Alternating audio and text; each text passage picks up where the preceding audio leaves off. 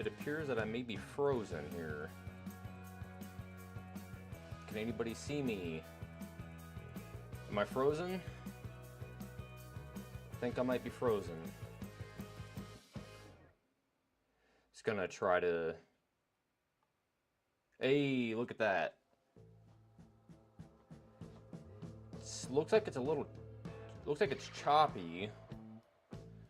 I'm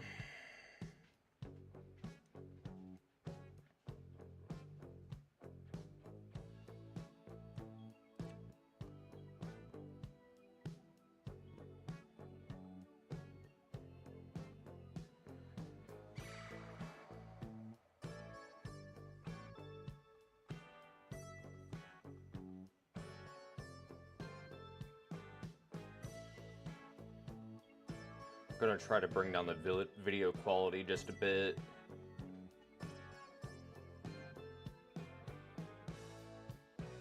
See if that helps at all.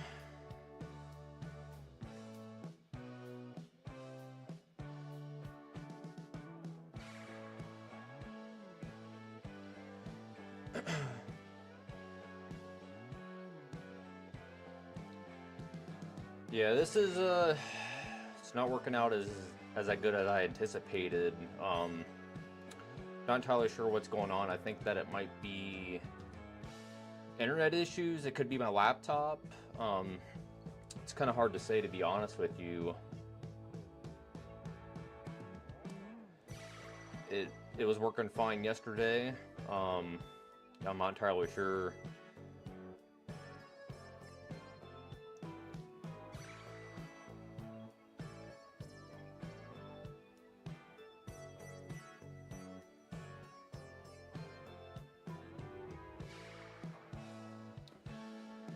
Yeah, even with, so you guys can kind of see what I'm trying to do here. Yeah, it's jacked. For whatever reason, the webcam over here on this side is like really, like, you can see what I mean. But yeah, this one is fine. So I don't understand why the one over here on the side is so messed up. I honestly might just end up shutting it off, because it's kind of a nuisance, to be honest with you.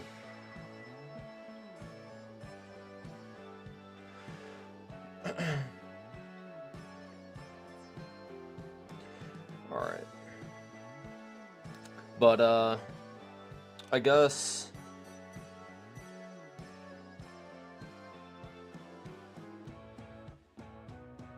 we're gonna try to do something else here.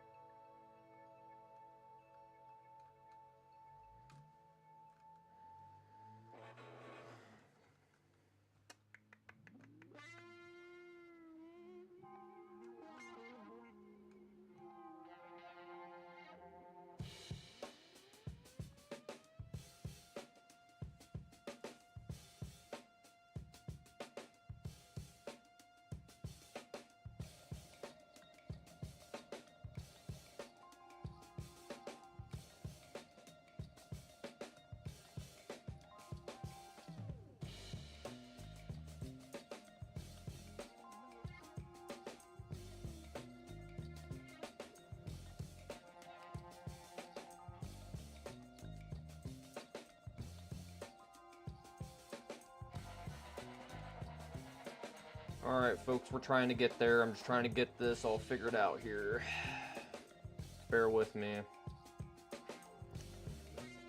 It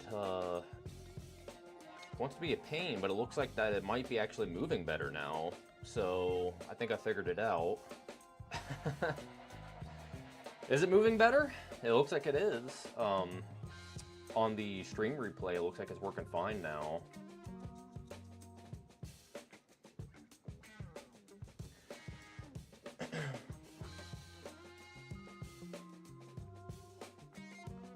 Hell yeah, baby. Let's go.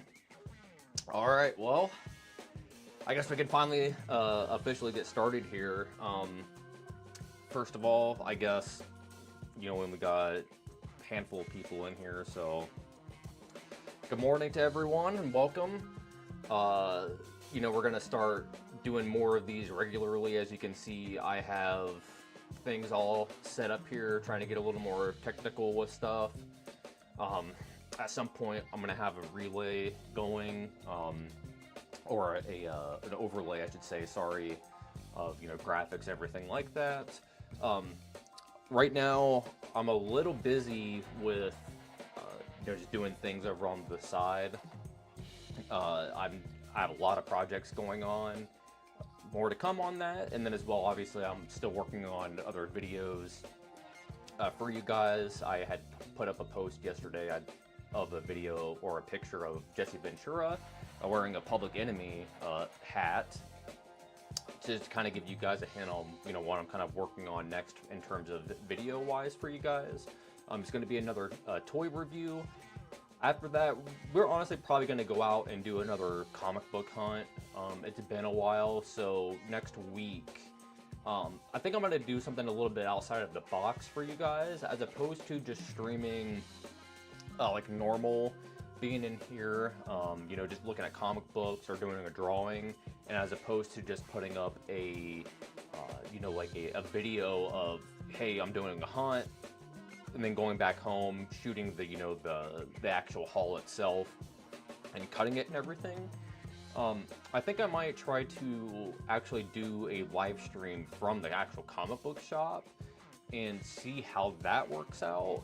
I'm not entirely sure how much footage I'll be able to get. I think I'm still going to end up recording things and cutting it into a video, but I thought it would be cool to actually go in and do a live stream from the actual comic book shop. I have a pretty good relationship with Zach over at the comic book shop here in town, so I think that would be a good opportunity for you guys to kind of see, the kind of things that I like to collect, and then as well, just kind of, people in the comic book community here in our area and whatnot, rather than, I said, just kind of like making up a normal video like I would, where I'm cutting and chopping up everything. So we'll try that out and see how that goes. And then I think that the other thing that's been on my mind a lot, obviously, in terms of comic book wise, again, I'm working on a lot of things in the background. I think I've already stated before in the past that I'm working on my own comic. More to come on that. It's not just a solo style thing. I'm definitely there's a lot more in depth to that. Again, there's going to be more to come on that project in and of itself, so a little update there. And then as well, hey ladies and gentlemen, I'm a wrestling fan. We're gonna be talking about wrestling a little bit while we're on here, right? So the good old Jey Uso win in the Rumble yesterday. We got to talk about it, right? So the thing with Jey Uso, I like him. I think Jey is a good wrestler, but he's not the greatest wrestler. I guess I'm a little confused as to why they're giving him such an opportunity, considering especially where LA Knight, was this time last year. I feel like he was hotter, and then as well his longevity has definitely gone on. I think that he's definitely lost a little bit of pop with the crowd, but not a lot. The thing with Jey, I think he's going to be he's a flash in the pan sort of gimmick. 6 to 14-year-old kids like him. He's got his whole yeet and this whole thing, but the dude can't cut promos. It's just blah blah blah, yeet yeet. He's gassed when he tries to cut promos because he runs to the ring and then he's just out there doing this for 50 minutes. No yeet. Yeah, no yeet, period. Like I don't have a problem with Jey. Like I said, I think he's good. But that's exactly what he is. He's just a mid card dude. Like, he's not main event Jey Uso. Like, we saw what happened when we gave him a spot at Mania last year. He floundered with his brother. All the dude does is Uso splashes. He does a super kick. Like, what else is in the dude's repertoire for actual wrestling moves, right? Like, there's little to none that he actually is doing, so I don't get it. It's just hype beast crap, and they're really playing into the time, and I really think this is going to be like an Ultimate Warrior situation to where it's like, hey, he was hot for a year, and it's done. Like, that's it. So,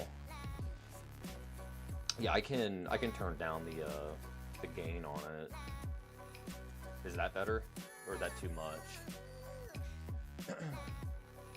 I can bring it down more if needed.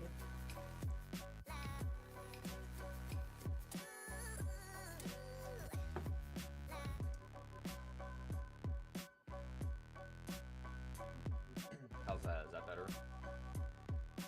That's a whole 12 decibels, so that's quite a bit. If I need to go more, I can go more.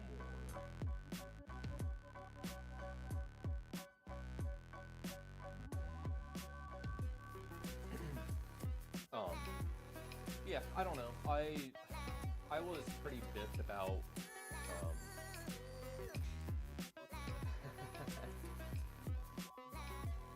well, I can fix all of these things, or we can bring down the music, and I'll bring myself up a hair.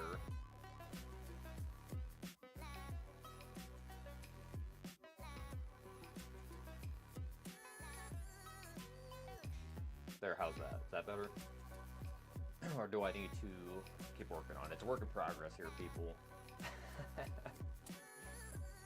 Trying to figure out what we're doing here. And then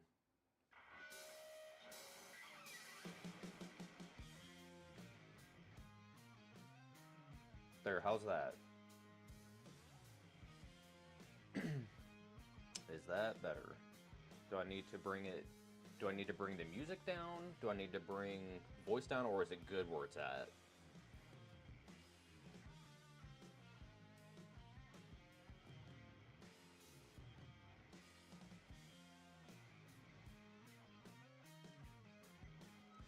Okay.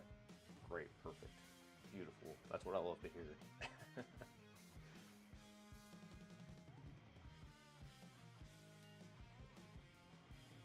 All right.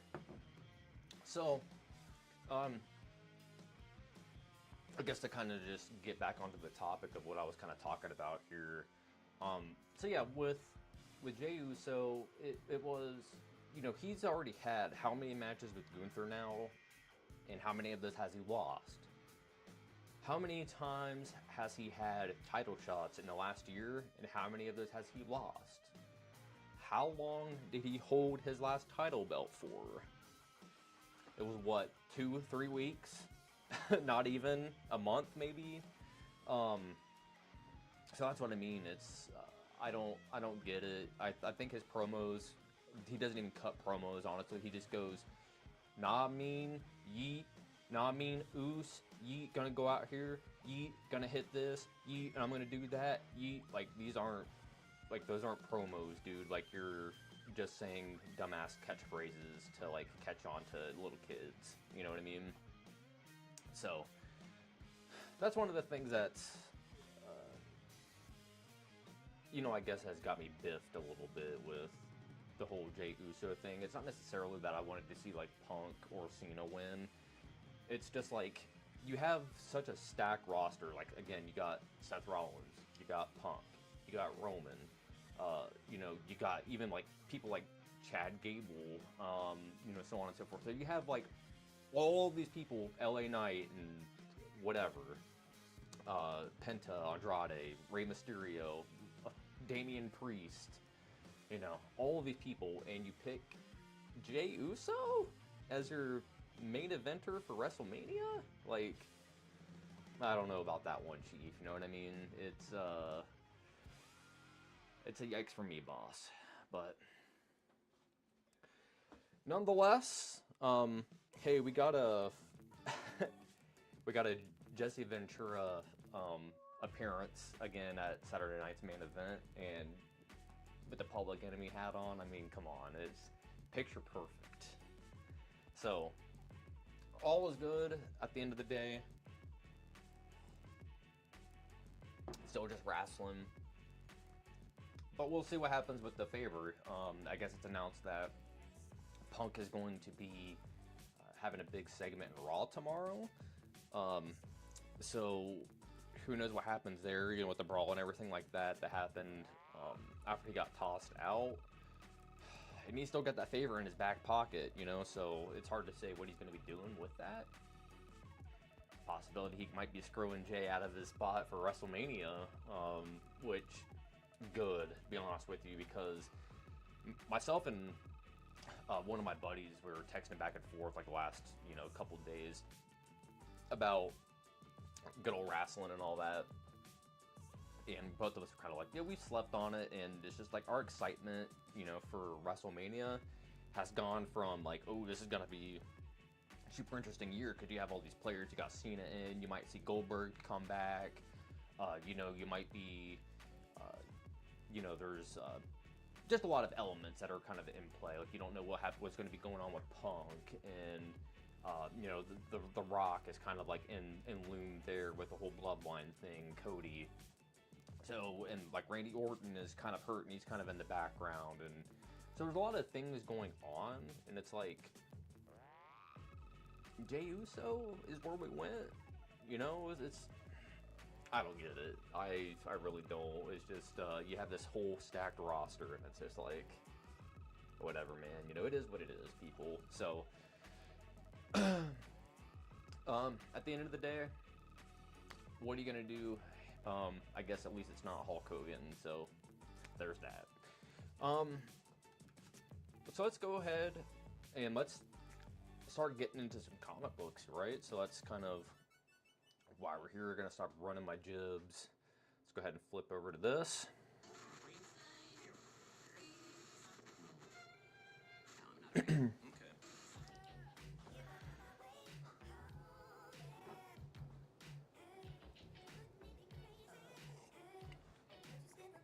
We're jamming.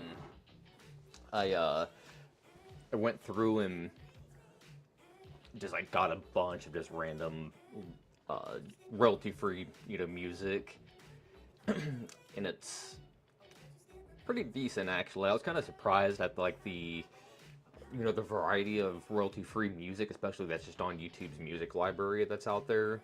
Don't get me wrong, from what I've seen, there's the same artists kind of over and over again contributing, you know, to that music library. There's a handful of artists that are on there, and I like listen to it, and it just sounds like, you know, generic car commercial music is like the best way to describe it.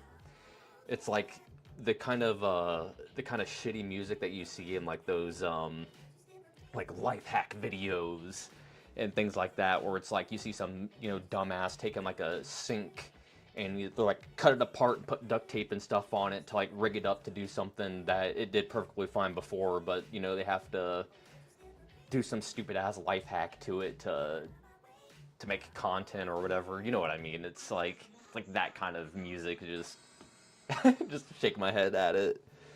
But no, surprisingly, there's a handful of artists that are on that music library that actually have decent music, and even some of which actually have like lyrics and stuff, which I was kind of surprised at. Kind of helps keep it from, you know, sounding like super generic. So.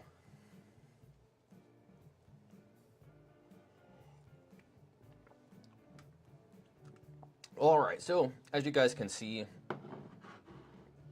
we're going to be doing some good old Ren and Stimpy's here today.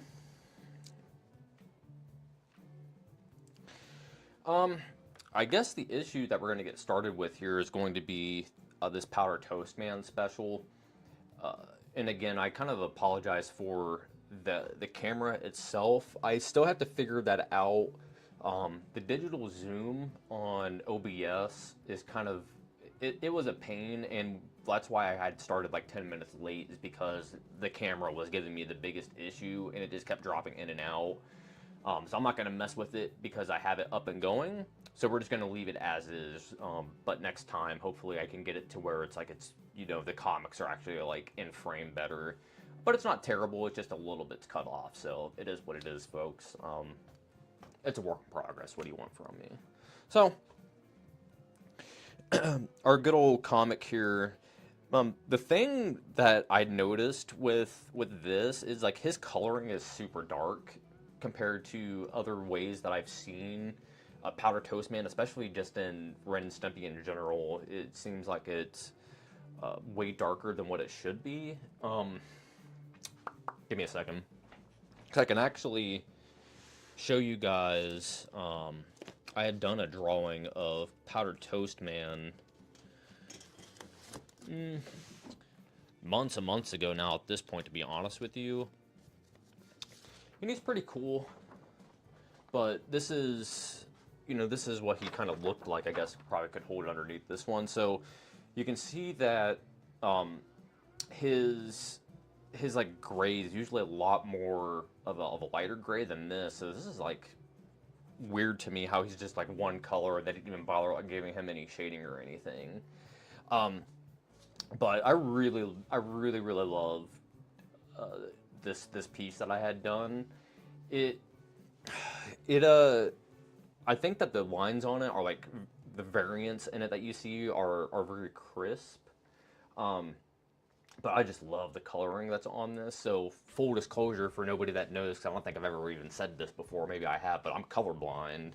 So coloring is not my strong suit. So when it comes to especially blues and greens, I can't see them. I can't tell them apart, I should say. So it's kind of a pain in the ass for me, but I had a lot of fun doing this. This is like one of the few things that I actually have colored, and just doing the blend gradient on that back was a blast doing it.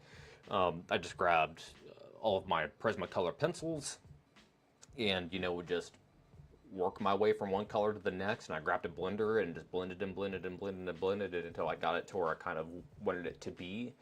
The top, I kind of wish that I went from blue to purple and kind of faded it that way, even though that red to purple makes more sense. But this really comes down to just me. I couldn't tell the colors apart once I got there, and once I got done, I could tell the shades apart. But it still looks fine, right? But yeah, I just really like how this one turned out. So I just kind of wanted to show it off because the color difference there was kind of wild to me.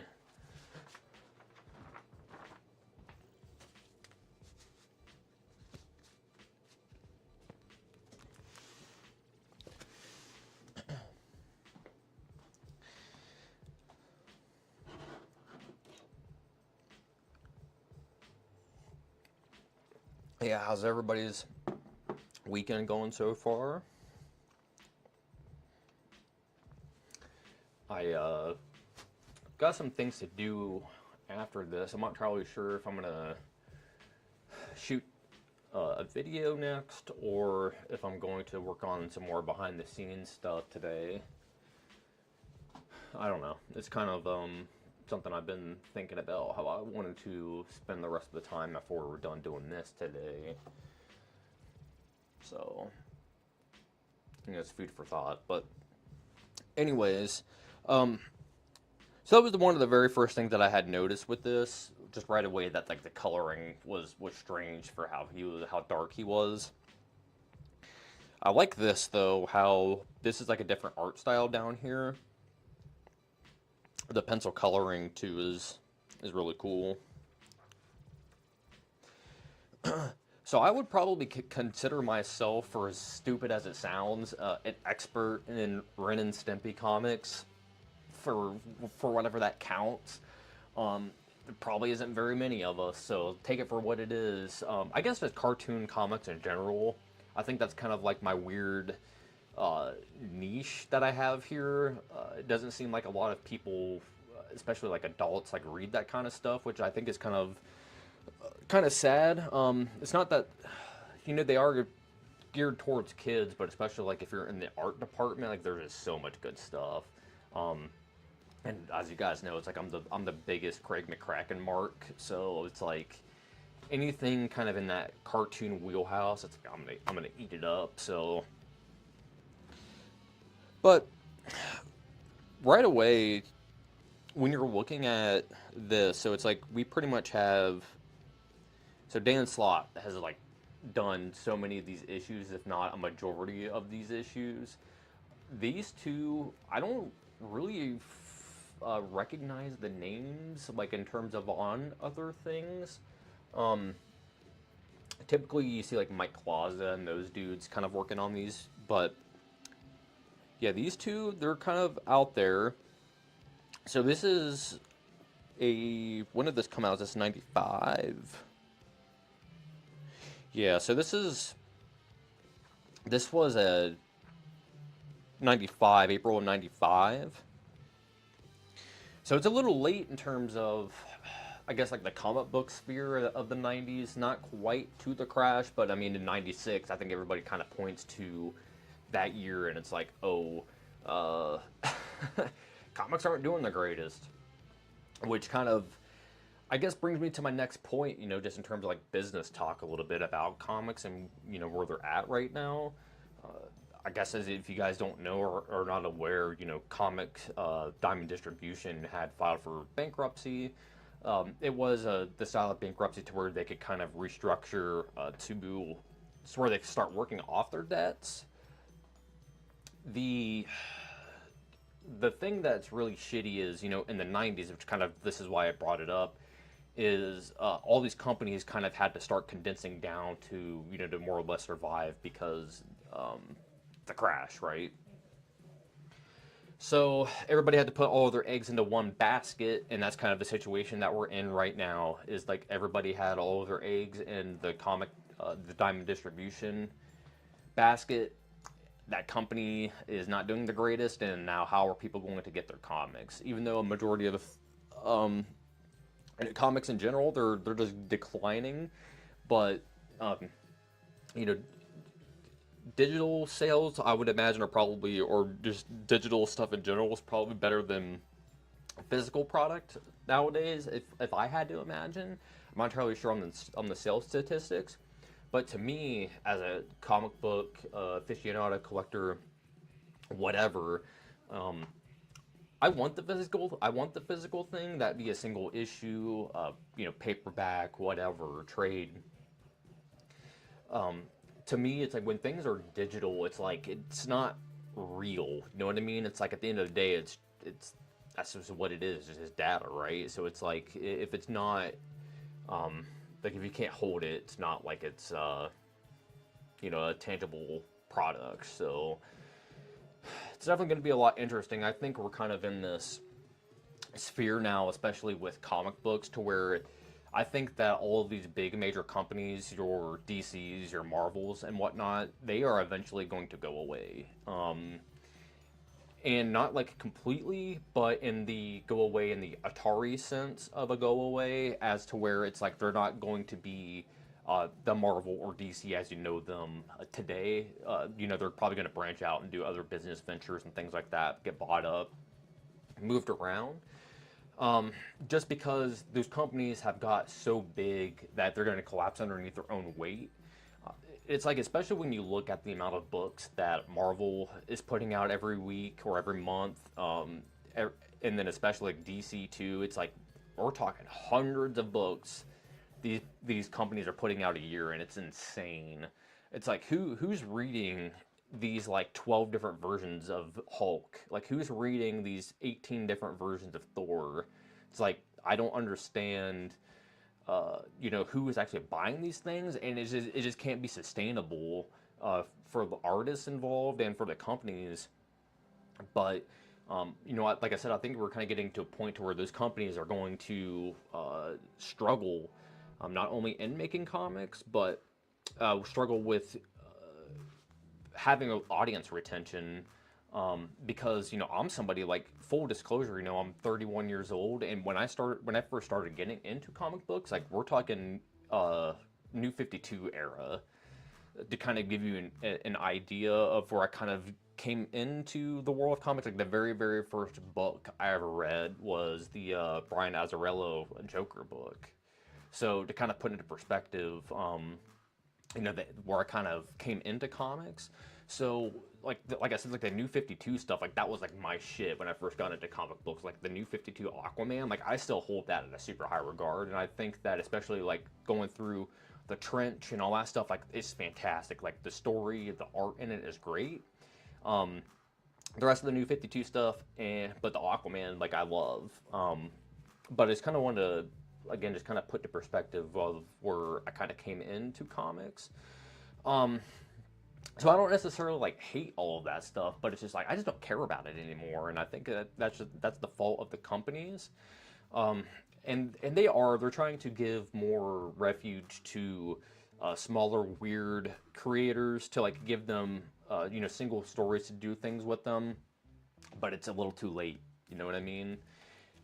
The way that I see it is that we are definitely in a an era or generation of comic book makers, creators, to where a lot of it is just independent, and that's just kind of where it's going. And if you're not paying attention to that, that is on you. Um, there are so many different creators that are popping up everywhere that are independent. Every day, new people are popping up and putting the books that those mainstream companies are putting out to shame. And I mean, you're looking at one of them here, so it's like that's just the way that things are. It's like um, I never really drew before, and then I started. I was just like went to the comic books, going to the comic book shop, uh, watching a lot of cartoonist kayfabe, and just kind of like I could do this. I probably could make better books than what's here on these shelves, just because of the taste that I have, and just looking at everything else. And it was out there just generic superhero digital bullshit. And I'm just like, somebody's got to do something about this, right? Like, I'm aware that people are still making comics like in the way that I like, or the style that I like, but um, it's one of those things. It's like you gotta step up and do something about it if you do love something or are passionate about something, right? As opposed to just uh, sitting and letting the kids read their shitty Hulk books, their shitty Thor books. Like that's not. There's more to comics than that. Is really what I'm getting at. I want to be that dude that hands a 15-year-old kid Night Business and be like, you need to read this. Like stay the fuck away from, your Superman books and all that kind of crap. It's like that's just the era that we're in now. It's all about indie comic book making. And I think that really comes down to, again, just companies doing it to themselves, man. And eventually, artists and writers alike are going to. It's going to be the whole Image situation again, to where it's like, hey, we're in a situation to where we're bigger than these companies. Fuck them. Let's put them in the dirt. And I honestly think that even with Marvel and DC, they got Warner Brothers and Disney behind them and all that kind of stuff. But at the end of the day, though, if those brands aren't making those companies business, guess what? They'll be the first things to go. So even though Marvel makes shitloads of money off those movies, I got news for you guys. They're not making that much money anymore. I mean, they still do make shitloads of money, but they're putting out 9, 10 movies a fucking year. And it's like, again, who are actually watching those? Like, I don't get it. And the interest is definitely waning a lot. So it can't be around forever. And again, it's like these companies put all their eggs in these baskets. Like you look at Disney, especially, they cranking out all these Marvel movies, putting all this Marvel shit in all their theme parks and all that kind of stuff. And do you honestly think that over time that is going to have the same staying power as like the things that were in Disney from going back to the 60s? It's like probably not, right? And I'm not a Disney dude or anything like that, where I'm like a big gatekeeper of all things in Disney, but I'm basically just saying that these companies don't give a shit about comics and they're just gonna cut them, right? They're fucking corporate capitalist companies, and that's why they exist, is purely to make money. They don't give a shit about the actual art of the comic book. So that's what I'm really getting at.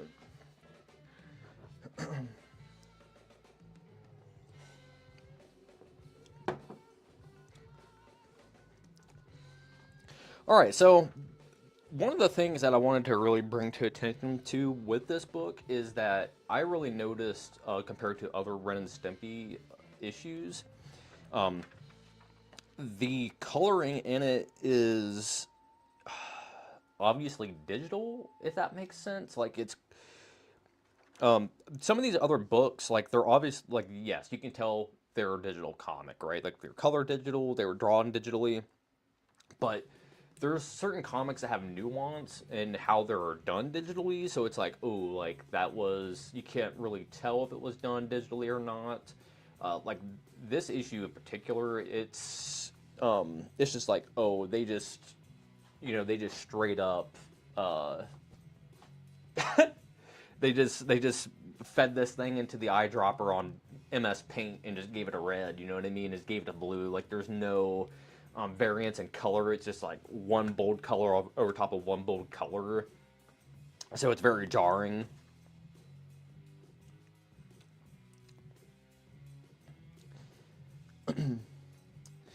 But yeah, I haven't looked through these issues since I purchased them, sometime last year. So it's like one of those things again where it's kind of interesting to flip through them and kind of see what's going on. One of my biggest things that I loved about these Ren and Stimpy comics so much is you get a variety of things. It's not like the Beavis and Butthead issues to where it's like you get just more of the same in all of the issues, but the gags are just kind of the jokes in them are funny. The gags in them are funny as opposed to the Ren and Stimpy. I think there's a lot more creativity going on in them. Like the last video that we had done, like we looked at the Multi Stimpy issue, we looked at the Spider-Man / Powder Toast Man issue, so on and so forth. So you get different art styles in these. You get interactive issues with them. So just the variety is its appeal.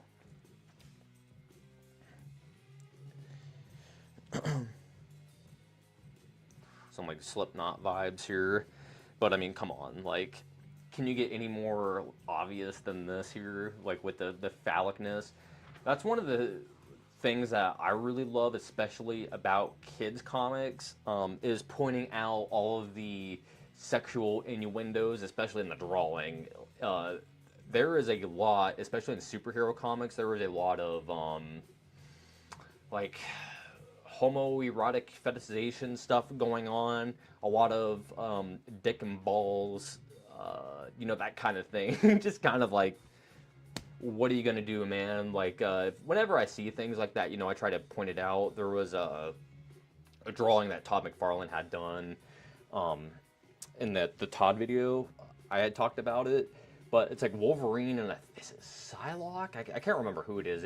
But anyways, Wolverine. She's like laying backwards like this, and Wolverine's just standing in between her legs with like his pelvis, thrusted forward, and it's like never in a million years would an editor actually like allow that to go through the system, just because of I guess the framing of everything, I guess is the word I'm looking for. So it's just kind of funny when you see stuff like that.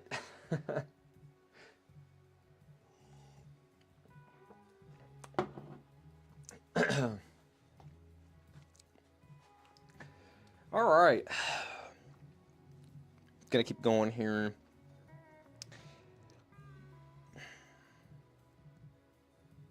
So like this lettering here, man, I wish I could pinpoint what this was called, but you see this digital lettering font all the time during this era. Like the comic that comes to mind to me is Savage Dragon. Like you see this font all the time, especially in like sound effect lettering.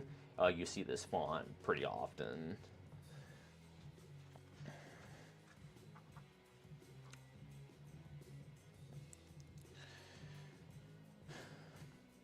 Yeah, I can say like all of these circles that they've been drawing, it's as you can tell, it's very um, redundant, like down here, you know what I mean? Like they've done it too many times, it's overused. Here it is again.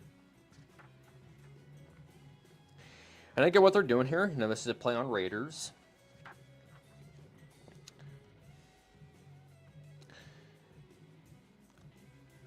The bold outlines on the brush is pretty sick, though. I will say that. This is a cool drawing. One of the stronger ones in the book so far. The inking on this alien's really good.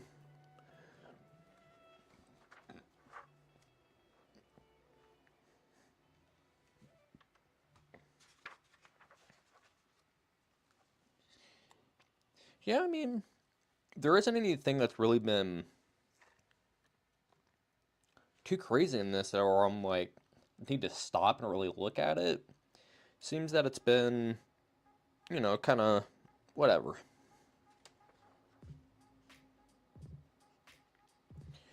And I'm extremely fast at reading, so a lot of this stuff, you know, you think I would remember.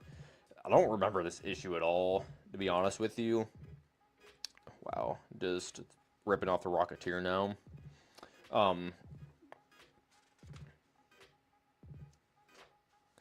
But I just don't get this. What we're even...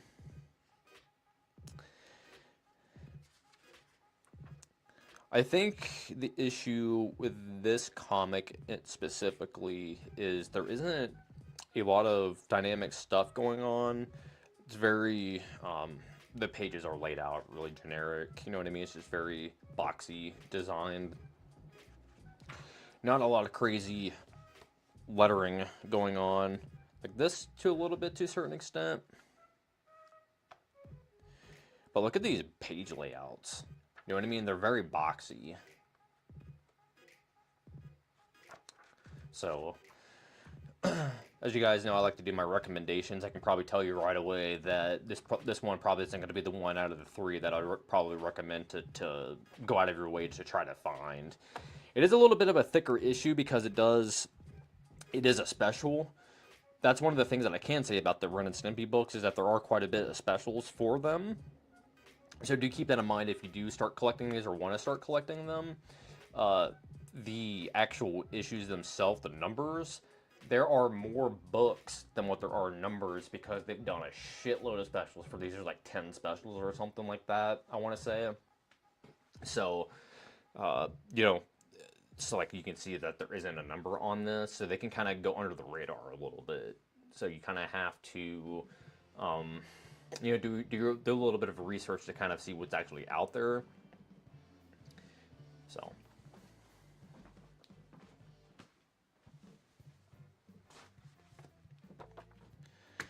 All right, Exhibit A.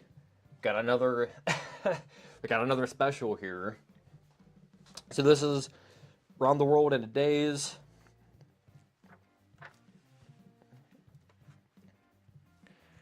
It's got Barry Dutter, Darren Uck, Matt Malley, so he was on the last one.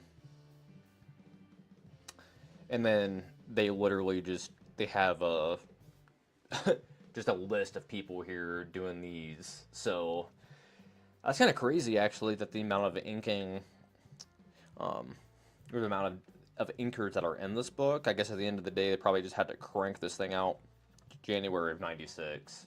I mean, that's probably everything you need to know right there. '96 was a shit year for comics, man. I would probably argue to say it's probably the worst, you know, probably the worst year in comics, period. '96. So this is cool. This is kind of like a first-person perspective of somebody looking at a map. Kind of a cool idea how we have his fingers down here. Wow, that's a weird drawing of Stimpy. That's interesting looking, I'll say that. It's not necessarily bad, but it's interesting. We'll say that. I think his like snout's a little too short.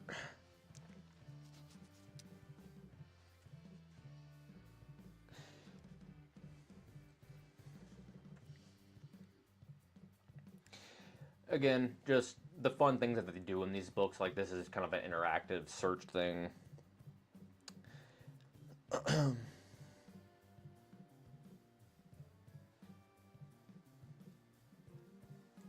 Wow. Yeah, the drawings in this one are super strong, though. I'll say that. Like, the cartooning on...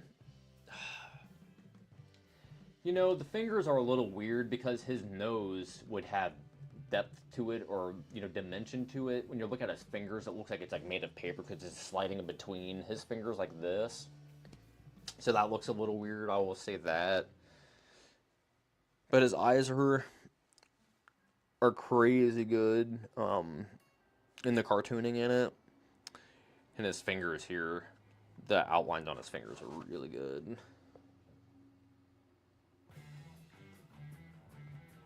Yeah, it's nice.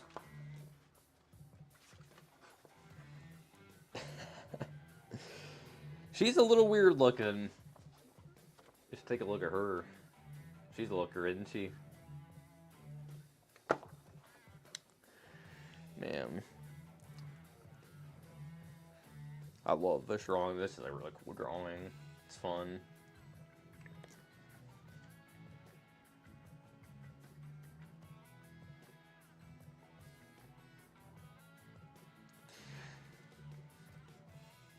Yep. This is good storytelling here too. How she's just flicking that peanut and just traveling across the panel like that. Classic transition to get from one point to the next. And these like motion lines, action lines around his hands, they're a little too fat, I think. They kind of, especially down here, they get a little washed out with all the buttons. Is probably what I would have done personally. I would have blacked it and then put white highlights in it to kind of make it look like a sweeping action. You know what I mean?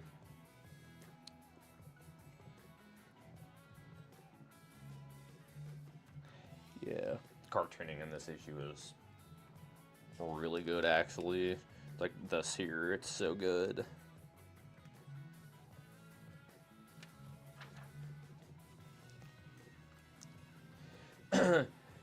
Again, just Ren and Stimpy. I guess just 101 knowledge for you guys is that a lot of these books have interactive things inside of them.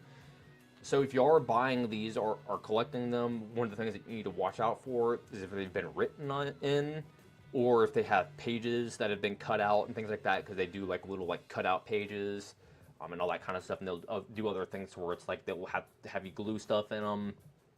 You know, they're kids' books, right? So that's just things that you have to look out for. I have yet to really come across any issues to where they've been completely destroyed. I've seen some that have like a little bit of writing in it and things like that. That's pretty common. But just so you guys are aware, it's just, you know, it's just something that you need to keep an eye out for. That's all. So this is classic, you know, Gremlin. Wow, they really say Gremlin. So there you go, classic. It's a Twilight Zone episode there, or is that from the movie? To be honest with you, I don't remember. I think it's from the movie, right? So, classic.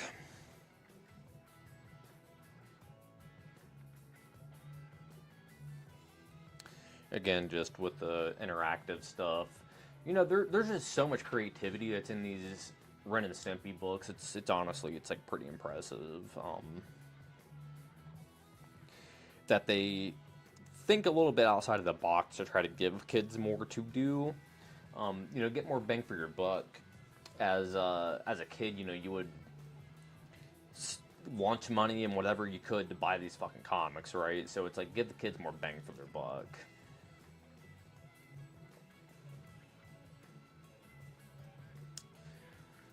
This dude's fingers over here are a little fucked, a little wonky looking.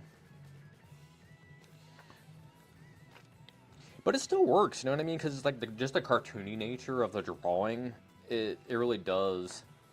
Yeah, I mean, the Ren and Stimpy, yes, there are quite a few issues. I want to say that I have it in my phone actually, but I'm using it to record, so I can't look at it specifically. But I want to say that there's like 36 issues in total, numbered issues, and then in terms of specials, there's quite a few of them. There's at least 10 specials. I mean, we're looking at two of them here, and I have a handful of them. The thing with Ren and Stimpy books that I can tell you right away is that when you go into comic book shops, a lot of them are going to be inside like the kids like section because they get roped into like the kids comics and stuff. So there'll be like Sesame Street comics, like Barney comics, like that style of like preschool age kids comics. They get thrown into a lot, so that's what I recommend to do. You see like Ren and Stimpy number like 1 through 10, I would say, pretty often. But it ran for quite a few years. It ran for like 4 or 5 years, I want to say. So in terms of like licensed comics, it had a really long stretch. So there's a lot to collect. And that's the thing. Like a lot of these, they're not bad comics in the bunch at all. Are there like mediocre ones? Sure. I mean, that's just every comic that you've ever seen, right? This is kind of how it goes. But the actual the books themselves, they're good for the most part. So it's like they're really not you're really not going to like hit on anything that's bad. So the and they're super inexpensive books too. They're not like they're pretty cheap. I'm talking in between $1 to $5 usually. Kind of depends on the book. The most expensive issue that I've ever come across is what is that number? Is that number 7 or is it number 6? I can't remember. I think it's number 7, but it's the one with Spider-Man and Powdered Toast Man. That's like a $10 to $15 issue, depending on rarity and condition and all that kind of stuff. It just kind of depends on what you're looking at. But I never see that book out in the wild. Like I've been collecting these for a while now, and I've only seen it once, and it's the one I bought. So do with that for what you will. But the very very first issue I see pretty much in every comic book shop I walk into. And I can tell you right away, the thing with the first issue that you kind of need to look out for is that it comes with an air freshener actually, and it comes with like a little pin-up sticker sort of thing, and it could be one or two. It could either be of Stimpy or it can be of Ren. They will come in a poly bag. The thing that you want to look for, because like I said, it will either have Ren or it'll have a Stimpy pinup in it. It's like a pinup sticker. It's like a big sticker, but it's more of a pinup, I would consider it. So it could be either one of the two. So when you have your poly bag, just make sure that you flip it over and look to see which one is in there. More often than not, you'll find out that that sticker or whatever you want to call it, pinup, is flipped the opposite way, so you can't even tell. So it's kind of a toss-up on if it's in there or not. But if you can kind of finagle it in the poly bag to kind of see what's actually in there, if that makes a difference to you or not. And then the air freshener, the other thing that I can tell you that it's just loose inside the poly bag. It's not like inside of another like wrapper or anything. So as you guys would know, I guess air fresheners have like scent and chemicals, oils put onto them, so they have like that oily touch to them, like ones that you put in your car. So that oil slash whatever you want to call it, chemical, will run off onto the actual book itself. And it'll it just ruins the pages. Like it just gets oil stains like all through the book, and they will stick together. So that's something to keep an eye out for. A lot of the times, if the poly bag is still sealed, it's good to go. And then if the poly bag has been ripped open, more often than not, that air freshener is gone. Like you're just not going to see it because whoever opened it up originally had used it or got rid of it or whatever the case is. Mine is still sealed. I have not opened it, and it's in like perfect condition, and I don't really want to mess with it. And I come across #1 issues all the time that I'm like, I should probably just buy it so that way I can at least show it off to you guys, and like actually flip through it. So at some point in time, I'll actually go out and pick up that first issue so we can actually flip through it. Just hold on a second, I'll just grab it and I'll just show you what I'm talking about.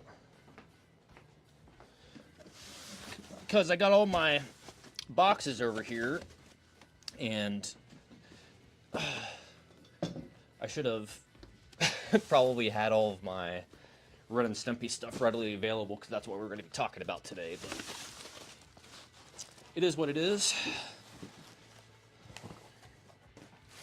Alright, let's see if I can find this here quick. Here we go. So this is going to be what I was talking about. As you can see, that it says that there's a free, whatever you want to call it, air freshener on the inside. It's supposed to smell like a fart, from my understanding. I guess I don't know, but mine, you can kind of tell it.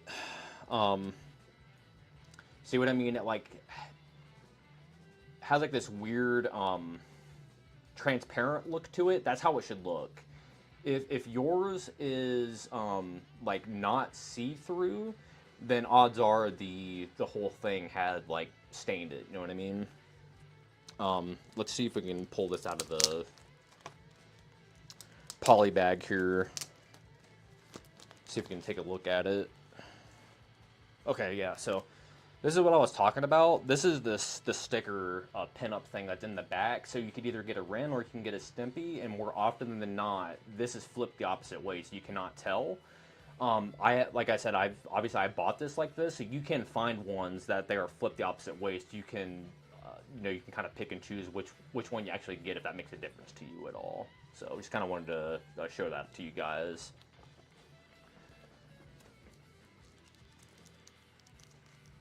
Gonna just pack this back up here.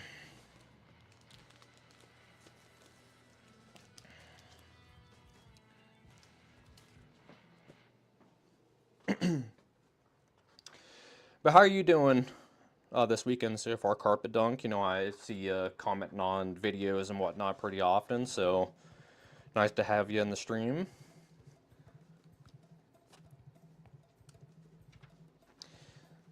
Yep, it's good stuff.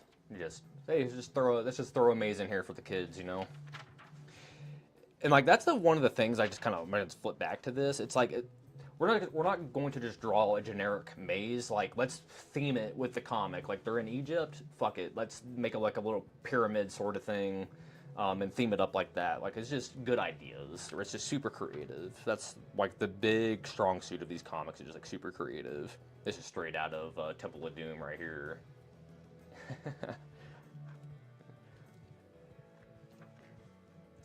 So here's another example of kind of what I was talking about, how some of these comics have a lot of things where you have to cut them out, then paste them in and all that kind of stuff. So, if you do see these out in the wild and they are open, the ones that aren't polybagged, with a handful of issues that have like polybagged GIFs and whatnot in them, make sure you just kind of open up and flip through it just to double check.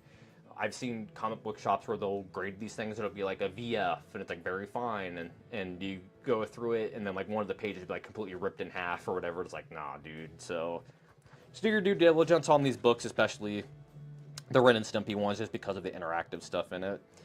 Like I had said previously, I've never really come across ones that have been like super destroyed. Mainly just like a couple of like little kid drawings or scribbles and whatnot in them, but just something to look out for.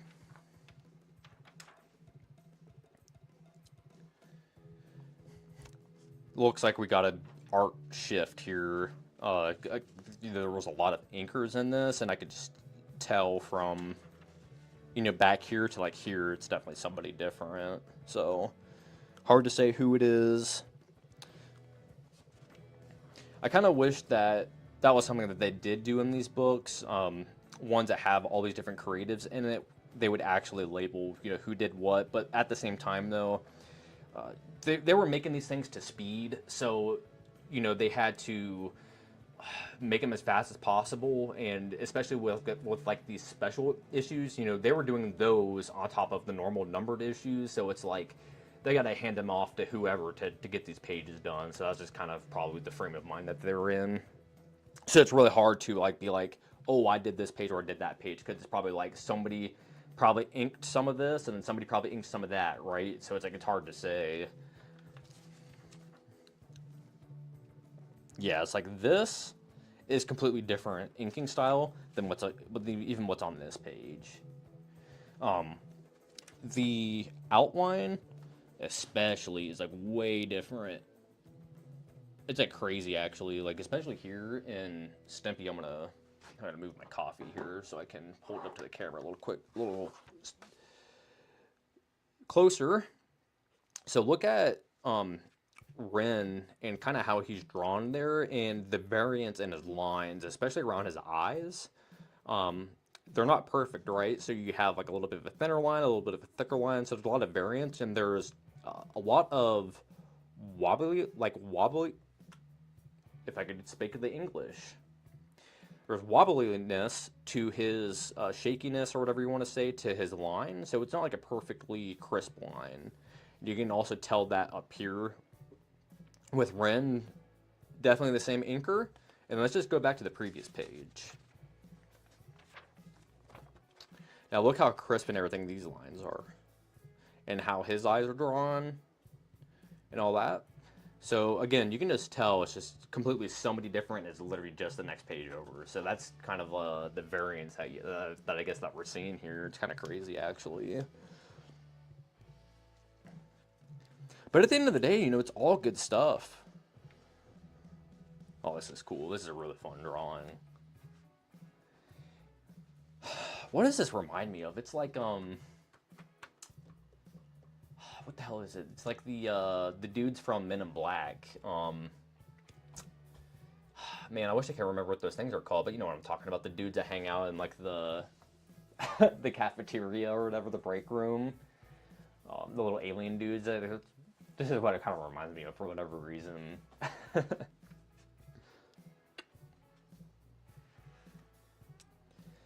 Yep. So yeah, this is just kind of like, hey, you can cut these out, and then you can go back and on that map, and it's supposed to be like an interactive game. You kind of go through. So, like I said, there's just interesting ideas that they actually do in these books. It's just a lot more than just, hey, these are shitty kids comics, man. So they're like I think they're worth collecting, and they're a lot of fun.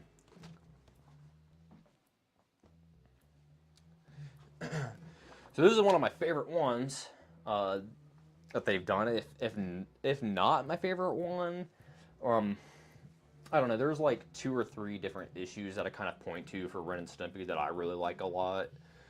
The summer special is definitely up there for me, but this one, it's got wrestling in it, as we know. I'm a wrestling guy. I mean, come on, hold on a second. See, we got our boy Punk here. Got a shout out to our boy Punk. Didn't come through in the Rumble yesterday, but he still got his favor with Paul, so don't worry. But we all know. Come on. The greatest of all time, right? Bret the Hitman Hart, baby. Or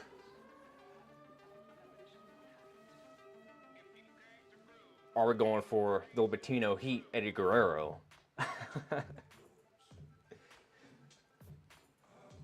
So, yeah, baby. Good old Royal Rumble. Love me some wrestling. So with that being said, this is a numbered issue, as you can see. So this is a little bit later into the run than normal. And just out of curiosity, because you had asked about it, Carpet, I'm kind of curious to see what the latest issue is that I have. I have it in my phone, but like I said, I'm using it to record. Okay, so to answer your question, 42 is the last one because that's the last issue I know that I have.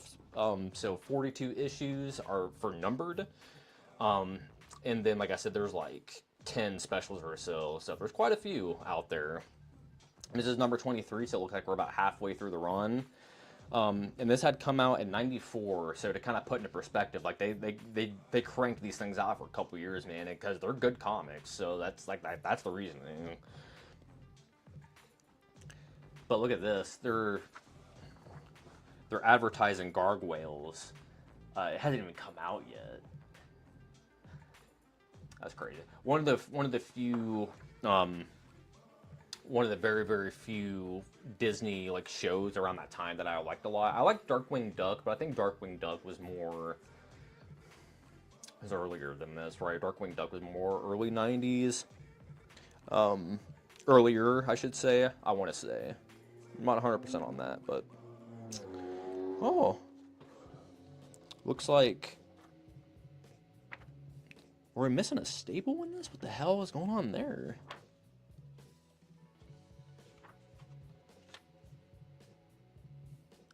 Oh yeah, it's been restapled. Oh well, it's all good. It was like I just noticed it on the inside binding that it looked kind of weird, but yeah, somebody had restapled it on the back, so whatever. Um, but yeah, like I said, this is one of my favorite ones. I think that the drawings in it have a lot of personality to them. Again, I'm a wrestling mark, so it's just kind of like, of course I'm going to like this issue. But if it's bad, it's bad. I'm going to call it out. So you got Barry Dutter again on writing on this. Uh, we got Mitch Roney on the penciling, and we got Buzz Mickham on inking.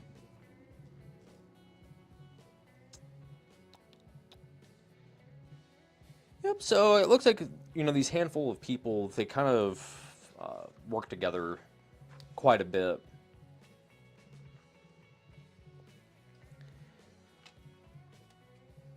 Yeah, this is great. How they're just kind of showing motion, starting here, working its way down. It kind of gets lost a little bit here, I would say. Like I probably would have stopped this sweep motion probably here because he's getting it and bouncing it, right? So it just looks a little weird because it looks like he's tossing it down. So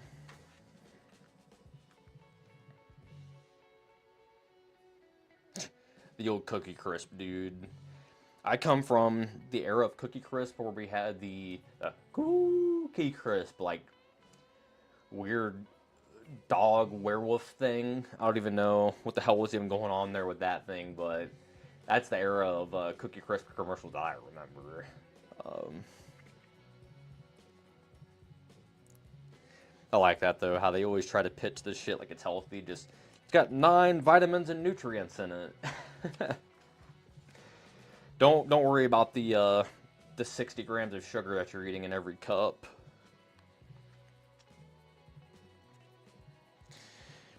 The thing that is lacking in this issue, though, is the backgrounds, which is kind of sad because you would think that it would be easy to draw crowds of people, especially in like a wrestling sense, because you could just black out a lot of the things, you know what I mean, and just kind of like put like specks of white in to make them look like camera flashes, possibly. That's what I would have done. So it's just kind of weird seeing all of this is like blacked out like that, you know what I mean? And all of this in the background here too is there's nothing going on. Draw some at least like draw something there and then give it a, like I said, like light flashes or something, so that way there's at least some excitement going on in the background. Um, but yeah, just really this. Again, with the sexual innuendos, especially in these Ren and Stimpy comics, I mean that's just what you're gonna be getting on, you know. Yes, sir. Yeah, Ren and Stimpy it's good stuff, man. And that's one of the things that I really love about Ren and Stimpy. I think that it is a property that could come back and you could you know what I mean, you could like modernize it a little bit to where it doesn't necessarily have to have all of this like sexual innuendo and whatnot in it. There's a lot that you could do with Ren and Stimpy. Um, the reboot that they had done on Spike in like the mid 2000s, they had tried too hard to be edgy, and I think that was the downfall of that um, of that cartoon is that they were trying too hard. But you can honestly get I've seen it at like Walmart, the complete series on DVD for like next to nothing, like $20, $30 even. So it's floating around out there. Very, very easy, very obtainable.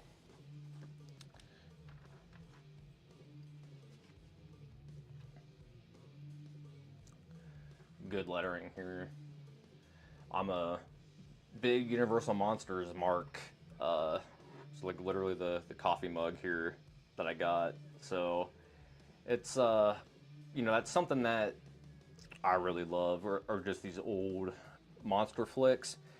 And that's something I'm gonna call people out on a lot of the times. Is you see these people and they like their Draculas and like their Frankenstein's, they got their horror tattoos and all that kind of stuff. But have they actually ever watched these movies? You know what I mean? Because if you have, they're not good. Like they're like extremely boring. Like the special effects in them and stuff, of course, they're groundbreaking. But like the acting in them is like subpar. It's just a lot of talking and exposition. Like they're boring movies, to be honest with you. That Creature from the Black Lagoon has a lot of excitement and action in it. That's a lot of fun to watch. But uh, dude, like Frankenstein and Dracula, they and like Wolfman, like they drag and drag. I think like in the Invisible Man, that's another really strong one that has a lot of, especially special effects in it, like are crazy for the time. Um, yeah, the early 2000s Spike TV show was strange. Like I remember there being a bit in it to where it's like it was either Ren or Stimpy. I can't remember which one it was.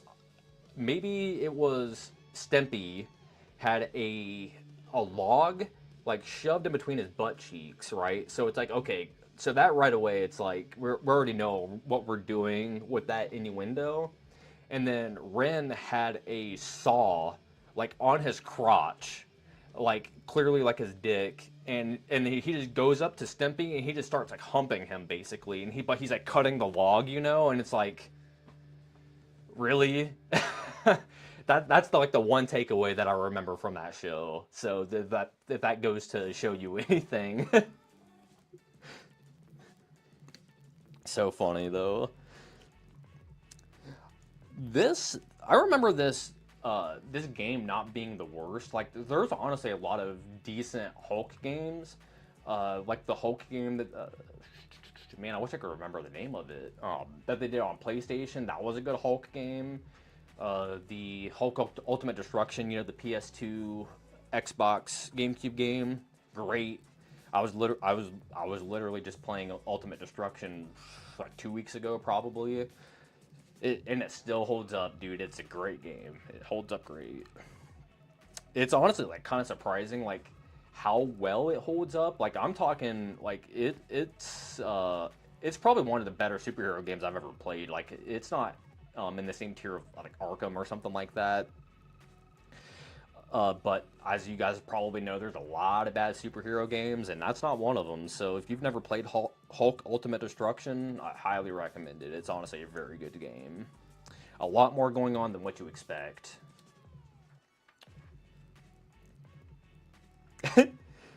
This is funny, just like this jobber manager. uh, yeah, for sure. I mean, I don't know. Like, unfortunately, with Ren and Stimpy, the original creator, man, I wish I could remember what his name is now. It's terrible. Um, Chris, I can't remember what his last name is, but anyways, he, I guess if you're aware of just like the things that he's done in the past and whatnot, I think it has damaged the reputation a little bit. Um, well, it's just a damage to the brand for Ren and Stimpy, just because, again, there's just like the weird, creepy thing that dude has done in the past. Using his power to, I guess, to sexual advance onto people in the office, from my understanding, and they were underage. So that's all you really need to know about that. If you want, you can do more research on on the dude and Ren and Stimpy and all that. So from my understanding, he was just a dick also from my understanding. So unfortunately, stuff like that kind of diminishes the brand, but is what I really love about Ren and Stimpy is you can remove that. Um, Big reason is because he was really only involved in like the first season, and then all of that stuff kind of came out of the bag, and Nickelodeon cut his ass loose. But they were like, "This is our show, and we own it, so we're gonna keep, making this, and you're gonna have nothing to do with it." So at the end of the day, he still created the characters, but he had nothing to do with the show after I think like the first season. He was gone. So do what you will with that. And I honestly think that a lot of the later Ren and Stimpy stuff is like the strongest stuff. Like season 3 and 4 is fantastic. Um,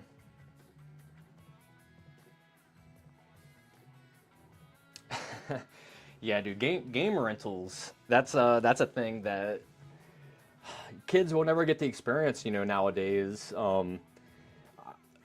That was something that I was telling my girlfriend. We don't have like a big uh, like gap in age, but like well, we're like 6 7 years apart. But that was just something that we kind of had talked about was um, the days of going to like Blockbuster or like Hollywood Video or whatever, and getting like your NES cart or your Super Nintendo cart or whatever, and like hoping that your save is still on it.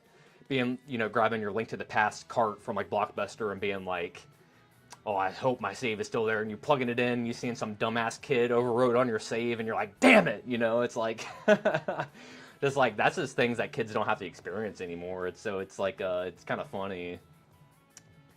Yeah, dude, good stuff. Like I remember like prices for renting games were crazy. Like, dude, I want to say Blockbuster was like $9 at one time, and it was just like a day to rent them. And before, because Blockbuster in my city was actually around like longer than most, um, I want to say it was like 2009, 2008 when they finally closed Blockbuster in my area. Like it was around that long, kind of surprising. Um, but it was like $12 a day to rent a game. Like that's nuts. And then here, like in our area, like we had like a chain called Family Video, and like they closed during the pandemic, so probably like 4 or 5 years ago they finally closed. So like we had video rental stores like in our area that still had video games and movies and all that kind of stuff.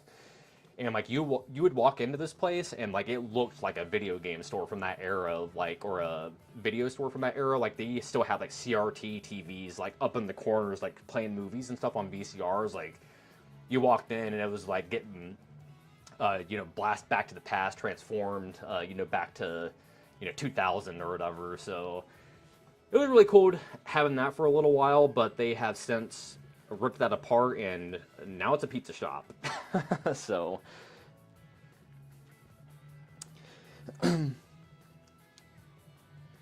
yes, sir. Good old Blockbuster days. That was like one of the things too that like you always had like your A tier video store in your area, and then you had like your B tier video store. So like you would have like your Blockbuster, and then you would have like your mom and pop place, and your mom and pop place, they would have they would have like your animes that your Blockbuster wouldn't have. Tapes like that. They'd have like weird obscure wrestling tapes, and then of course they would have like their porn section and adult section in the back.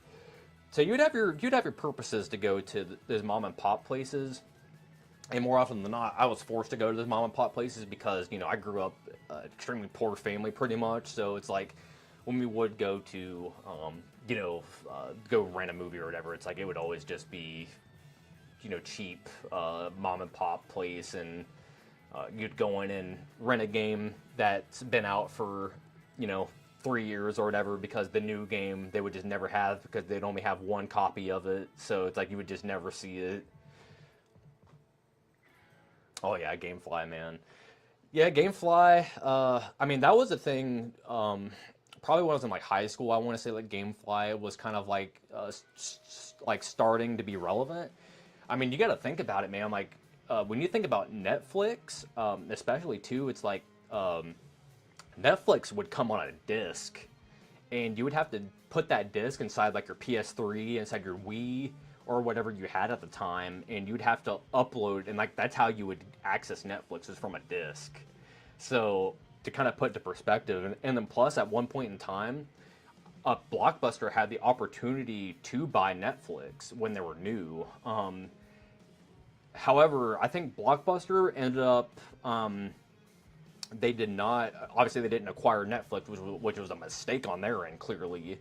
But they went ahead and I want to say DirecTV, they had either had purchased them or they merged. I'm not entirely sure what had happened there, but they got involved with DirecTV some way, and that basically sunk that company. Blockbuster had even tried to do like those like Redbox knockoffs for like a year maybe. I remember seeing them. It was called like Blockbuster Now or something like that, but they were straight up just like red boxes that you would see at like Walmart or whatever, but they were branded like Blockbuster. And they would also have like a DirecTV like logo on the side of it. And I remember they had one at like a Speedway gas station or whatever. And it was there for maybe 6 months and it was gone. That's how I remember it anyways.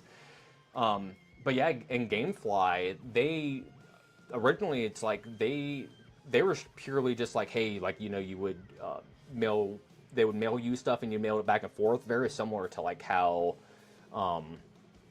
like Netflix even used to be, because like you would also do that with like Netflix too. Even they offered that in some areas to where you could mail DVDs and stuff back and forth from them. So I think I want to say GameFly had ceased to exist just a handful of years ago. If they're not still around, to be honest with you, they honestly might be, because that's a service in of itself that's really cool. But I think that with the way that digital games are going, or physical games, it's, you know, it's kind of a thing of the past. Sony just announced that they're not going to be doing physical media Blu-ray discs anymore, and like they are the manufacturers for Blu-rays for the most part.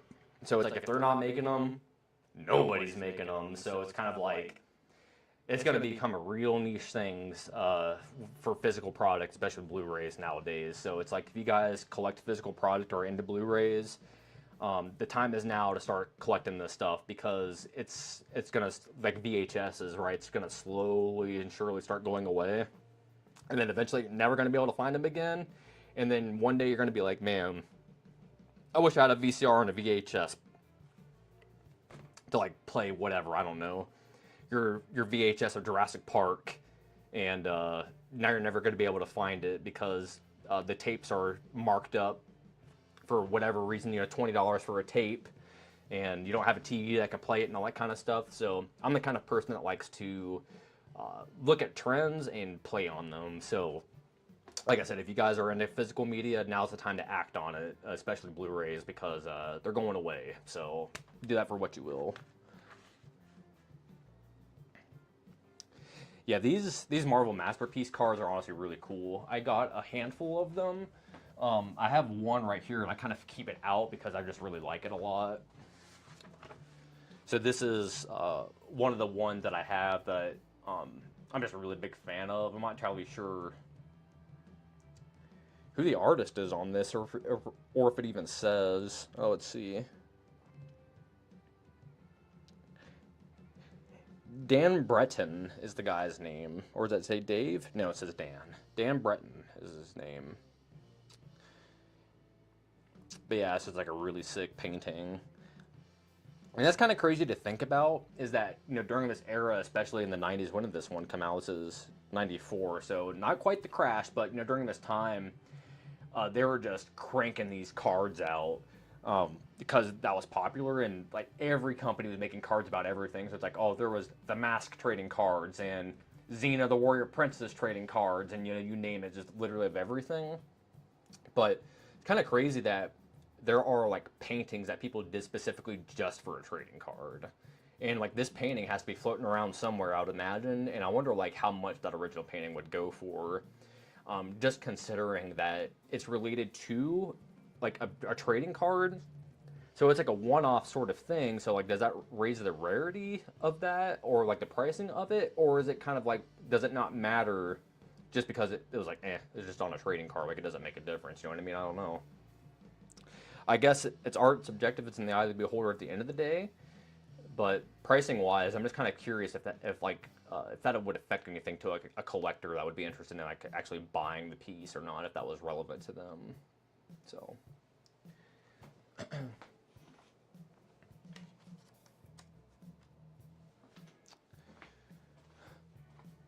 Just gonna flip this back here and talk to you guys a little bit. Just gotta deactivate this and reactivate it, fix it.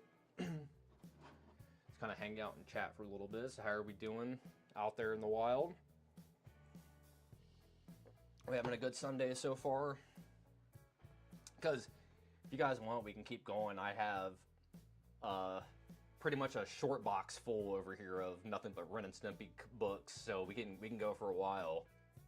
Or if you guys want to see anything else, you know, I'm more than happy to grab books, show them off to you guys, sit here, chat. You know, the Royal Rumble was yesterday, so if you guys are into wrestling, you know, we can talk Rumble, talk Rumble talk.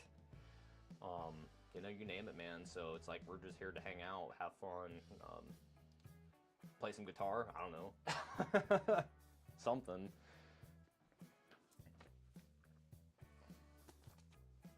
Get these put back in their bag and boards at least, and hang out with you guys. Oh, is it quiet? I can fix that.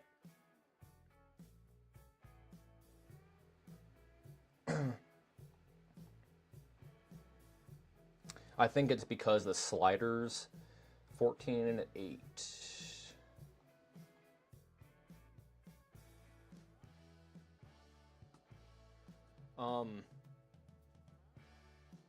I'm trying to figure out the sound here. Just give me a second.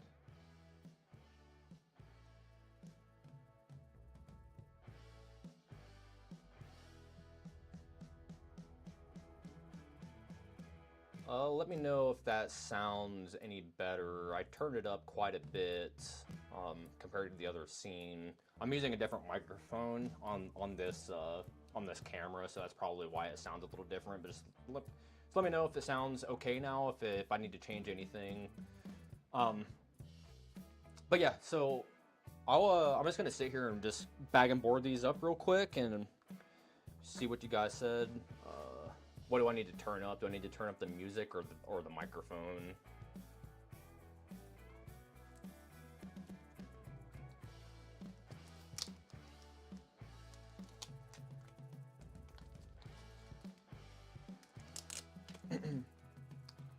All right, bringing it up. Is that better? Brought it up like another 5 decibels. Should be okay. If not, I can turn it up more. Okay, cool. Good stuff. Yeah, we're just chilling, hanging out. Just gonna put these away, and like I said, if you guys want to keep flipping through some books, we can. If you want to look at something else, we can. I have all of my comic boxes pulled out, so if you guys want to see something weird, obscure, say it, and I'll grab something random and show it off to you guys, because now's the time to do it.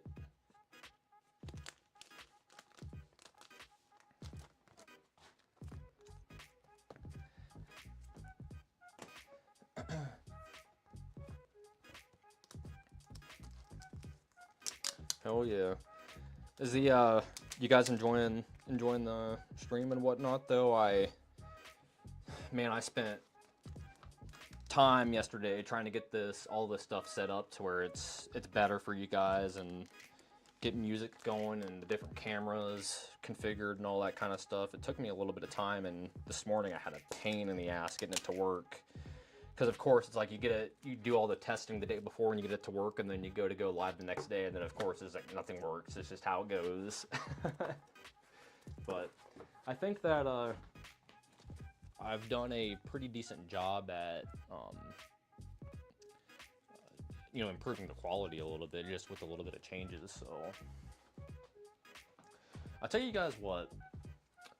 I mean, we're just gonna keep going. I'm gonna grab some random book and we're just gonna take a look at it just for shits and giggles. We got people hanging out, so why not? Let's do it. I got all of my books here, and we're just gonna grab something. Let's ooh, that'll be fun. Let's look at this. Let's stay in the theme a little bit of cartoon comics. And this is a series of comics that I really like a lot, and we'll kind of I'll explain to you guys why I enjoy it so much. It thinks outside the box a little bit. So let's go ahead and flip the camera back here. And now the sound's probably gonna be too loud. I'm gonna have to swap it back. So,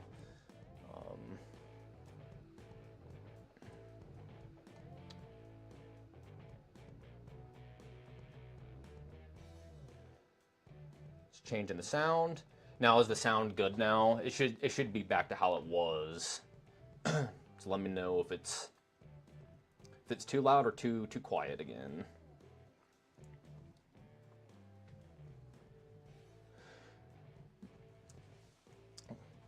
But yeah, I figured we would go ahead and take a look at good old Radioactive Man #1 here.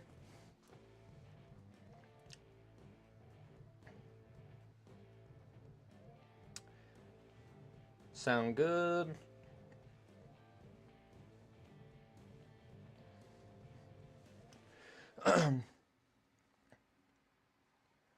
Awesome, thanks Chris, man. Appreciate it.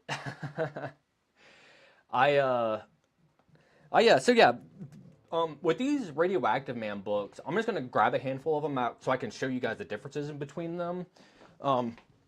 Because I don't think that this is something that's on a lot of people's radars actually.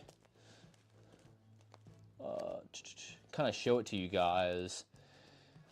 Because it's honestly a really cool idea that Bongo had the comic company, you know, the Matt Groening, that's his comic company that does these. Pretty interesting idea. So if you're not familiar with the Radioactive Man series that they put out, yeah, dude. So like, if you're a fan of Kiss Carpet, like you're at the right place, man. Because like I'm like the biggest fan on the planet. Like I'm talking like real Kiss nerd shit, man. Like I go like I'm talking, you know what I mean? I'm like bill of coin like style knowledge, you know what I mean? Like I can pull real deep. So if you ever want to talk Kiss, man, like this is the place to do it. So I'm literally looking at a Gene Simmons statue that's like this tall on my shelf right in front of me. So yeah, dude. But anyways, the Radioactive Man stuff. So is what they do with these is what's super interesting is they act like these are that they have come out in the year that they are designed. So is what I mean by that is so like this book is designed like it had come out in 1952. So when you look at the date up here, it says November 1952. Obviously, this came out in the 90s. So the art style that's in it and everything like that, it is made to where it looks like it came out in the 50s. And then the other books, they subsequently look like they came out in certain decades, so they have different looks to them. So like the next book is like the 60s, the next book is the 70s, the next book is the 80s. So like they have like these very unique like looks to them that was like specific to the eras. I'm gonna go ahead and pull these out of the bag and boards so that we kind of have it ready and good to go, and show it to you guys here. So yeah, I guess we're gonna have a little bit of bonus Simpsons talk. I can tell you right away that these Radioactive Man books are kind of a pain to get. You really don't see them floating around very often, like out in shops and whatnot. So you kind of have to go out of your way to find them. But it's worth it. When you do see them, you got to grab them. The thing that I can tell you with the the Radioactive Man comic specifically, you will see them get put into the Simpsons comics like section in like your short boxes or long boxes or whatever when you're looking at them in the comic book shop. You'll also seen it get put into like the miscellaneous spots.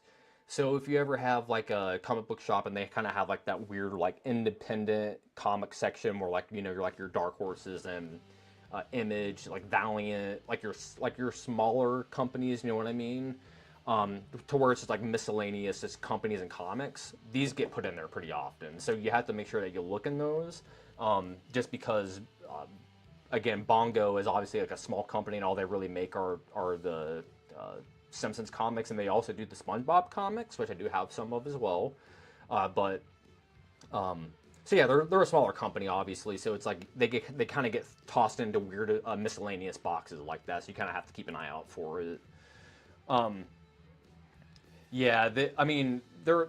This is honestly like still has like '90s gimmick stuff on it, so you can kind of tell this skeleton like drawing that's on it. That's actually not drawing. That's printed on there. That's black and white. No, sorry, that's glow in the dark ink actually. So like the cover glows in the dark, that skeleton, so it looks like he has like a radioactive glow. You know what I mean? So that's not actually ink or whatever. That's like when you touch it, it's like a rough like material. You know what I mean? It's like it's a glow in the dark paint, so it's kind of cool. So let's go ahead and pop this open and look at it. So you see what I mean? That it has that same look how comic books of that era would have. Obviously, it's still uh, digital, digitally drawn and digitally colored. Actually, I take that back. It is not. This is hand done. It might be digitally colored, but I'm fairly certain it's done by hand, drawing wise. Um, but they choose certain color palettes, and clearly it's still going to be in the style of The Simpsons. It's a Simpsons comic. That's the way it's going to look. But just like the text boxes and all that kind of stuff, like especially like showing the passing of time and using clocks, that's like a telltale thing that like all of these older comics would do back in like the 50s and 60s. Crazy good splash page there. It's a lot of fun. And I believe, I could be wrong. I'm going to double check this here before I say anything. Yeah,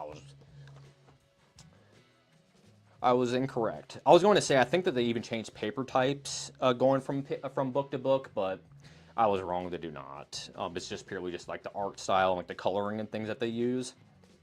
But it's like, look at this, right? Like they're homaging Superman, so it's like they're homaging that style of comic that had come out around that time. And I love this too, how he gets his powers. It's just like a lightning bolt as it gets stuck in his head. So it's like that thing that's in his costume that you see, like the radioactive man costume, the lightning bolt. That's not a part of his costume. It's actually like stuck in his head. It's kind of funny. So you can see that he's like trying to hide it with a hat. It's how he does like the Clark Kent, glasses. It just puts on a hat, nobody knows it's him. It's pretty funny. But yeah, this is a super strong drawing. I actually have like super deep Matt Groening like comic stuff in my collection from like before he even did Simpsons. So if you guys are fans of Simpsons and fans of like Matt Groening in general, I have a really weird like book collection of his in my collection that honestly I don't think I've ever seen a video of online before. So if you guys ever want to check that thing out, like I can pull it out. It's on my shelf in the other room. But yeah, it's like weird stuff that he did in like the mid '80s. I have books of, so pretty interesting. Like you can definitely see a lot of his like Simpsons designs, especially in like the mouths and whatnot in those drawings. Um, but if you've ever seen like his bunnies that he draws, they have like very like unique, like they look like Marge almost is like the best way to describe them, but they have like really long, tall ears. Um, they he like they look like Simpsons characters like to a T, but they're they look like Bart or Homer, but they look like bunnies. Um, yeah, the rabbit hell. You know what, ladies and gentlemen, I'm just gonna grab it. Give me a second.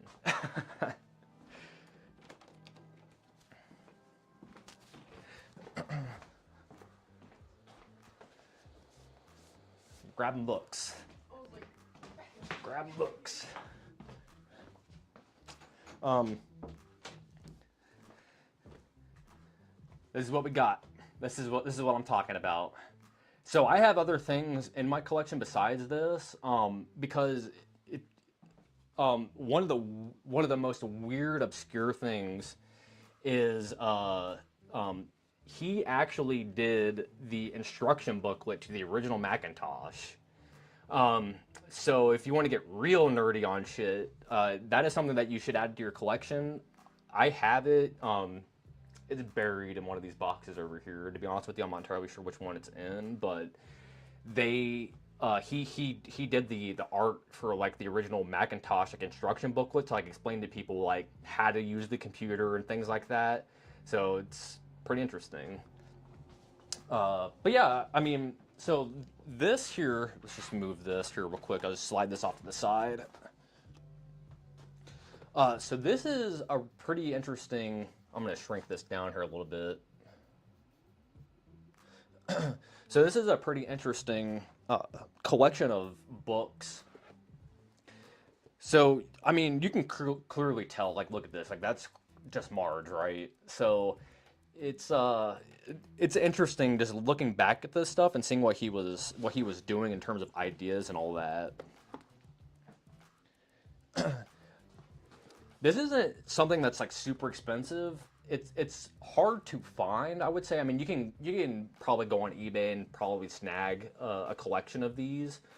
Typically, when I see them, you will see them in singles because, as you can see, this is actually a pack of books. I When I go to like half price and places like that, I will find these in singles most of the time. Uh, I had found this collection at half price books, and man, I want to say that I paid like $10 for it or something like that, and it definitely goes more than that on like eBay and places. It's not super expensive. And like I said, it's not like it's super rare. It's just actually finding them together in the box. That's like the rare thing about it.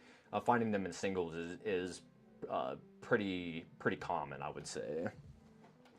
But yeah, they're just kind of like weird slices of life, I guess is the way to kind of look at them. They're more just like commentary, again, just about life, I guess. It definitely is the era of its time. You know what I mean? Definitely like that Seinfeld-esque style. Dilbert as well is kind of like something else that I'd point to that's very much like a slice of life style of like comic. But yeah, this was from 1982, so super early. You know, we're talking 10 years before The Simpsons even, so it's kind of crazy. Um, some of this stuff. So yeah, like this drawing specifically it was in '95. So some of this kind of ranges around different years. I guess is if I could speak English was what I was looking for. So there's just like a variety of different things that are in here. But yeah, it's just funny, good slice of life things.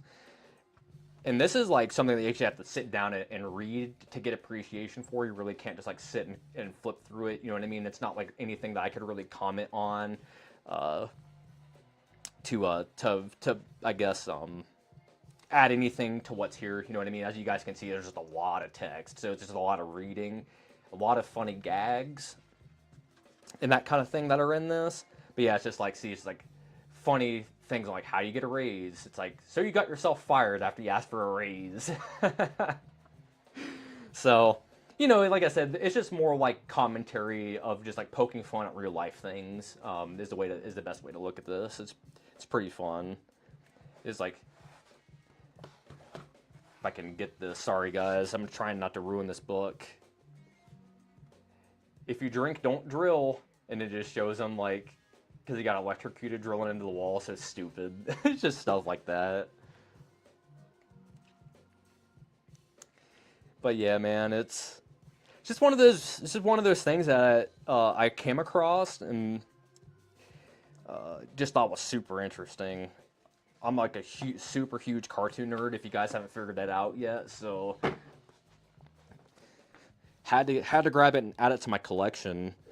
And it looks like Random House put this out in '85. '87. So this collection is from '87. It looks like. So yeah, if you guys don't have that, that's a weird matte graining thing that you can add to your collection there. And like I was saying earlier, actually seeing all three of the books together is pretty uncommon from what I found, but you can find it in singles. And when I do see it in singles at like Barnes and Noble and not Barnes and Noble, but like a half price, the books are like a weird shape. Like they're probably like 6x6, or like they're a perfect square. So when they get put on to like shelves and things like that, like they just get shoved into them, so like they get bent and ripped up and stuff. So that's just something that to keep an eye out for. Yeah, it's so there is because there's more. So I'll show it so you guys can see the other ones. So there's School is Hell, and clearly like look at that, like Bart Simpson, right? Like to a T, like with the whole writing that on the chalkboard and everything. Like okay, you can see that. And then we have Love is Hell. So this is just kind of talking about romance and relationships and things like that. So that's the play on that. And then the one that we had just looked at, Work as Hell. So all of it, yeah, is just I guess just like slice of life things. And yeah, Full Box of Hell is what the actual collection is called.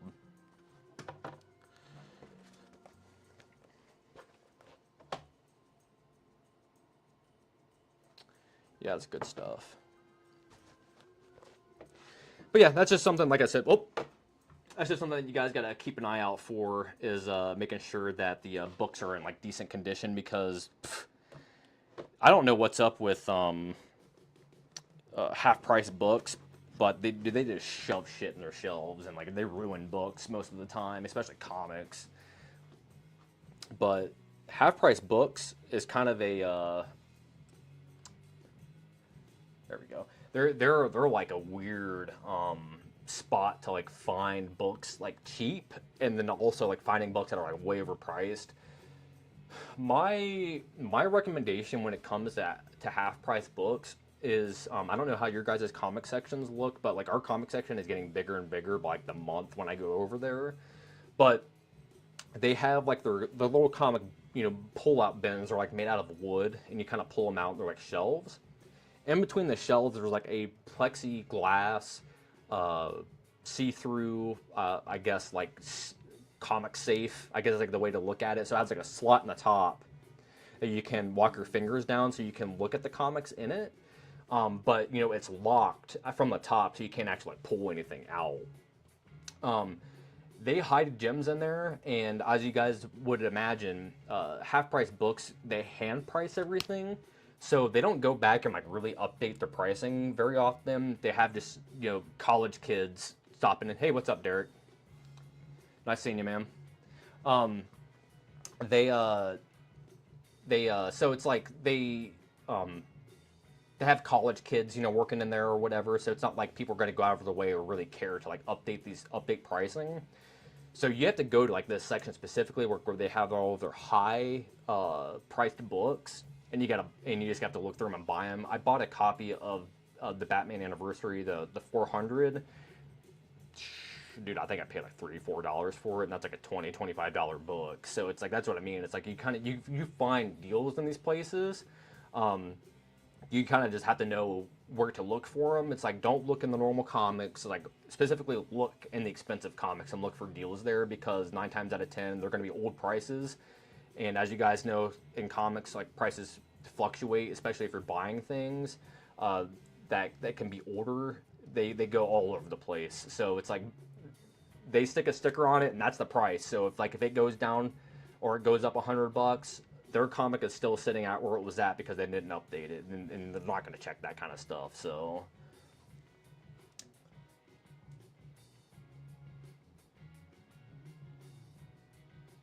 yeah, that Guide to the Simpsons thing. There are so much Simpsons stuff that's out there. That's the thing. It's like it's honestly insane. Like, especially too, like half price books. Like, if you go over to them, they have like that weird bookshelf section to where it's like they have like odd sized books. So like they'll have, your Dick Tracy's in there. They'll have like little Abners and like your newspapery Popeyes, like that kind of stuff that's in there, like the weird size stuff.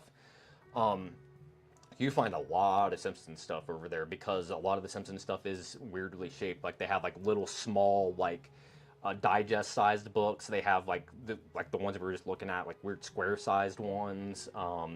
They're all over the place. So it's like from what I found, um, a lot of the Simpsons stuff kind of gets thrown into that weird ass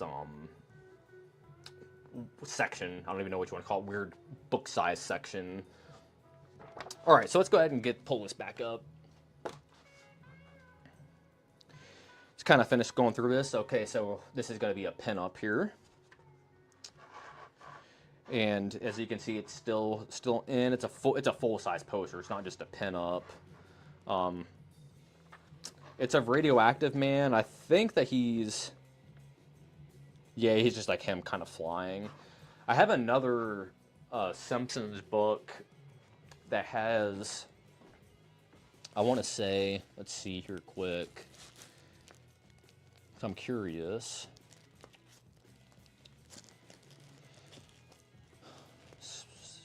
Because I got all my bongo stuff kind of put together, so I got like SpongeBob in here too. I'm kind of look, yeah, this.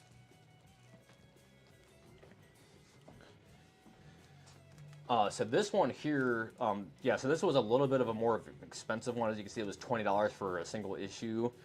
The reasoning why is because this thing still has a poster in it, and when I've done any research online or anything like that, I have yet to see one that has a poster in it, or see one that has a poster in it that's in good condition. So that's the thing. But I have it, and I'm going to show it to you guys. So this is the poster that comes with this comic here. So this is Simpsons Comics and Stories #1. So there is a Bartman series that's also separate from this. So there's the Simpsons comics, there's Simpsons Comics and Stories, there is Radioactive Man, and there's Bartman. And Itchy and Scratchy has their own series too, and I have Itchy and Scratchy #1, I want to say. But yeah, this is actually a really big poster. So this is kind of what we're looking at here. Stand back so you guys can see it. It's pretty big actually. Like, this thing is probably like 30 by 30. But yeah, it's pretty cool. Try to bring it in here once.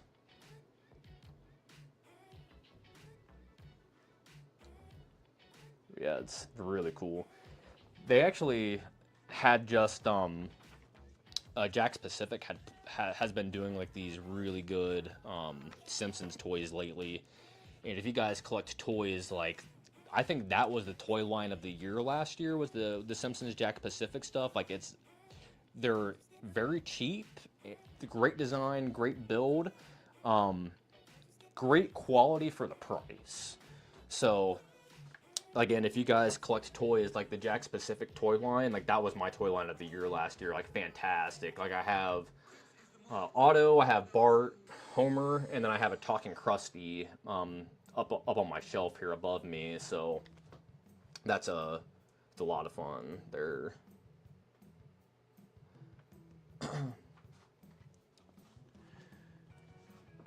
just gonna stick this back in the bag and board.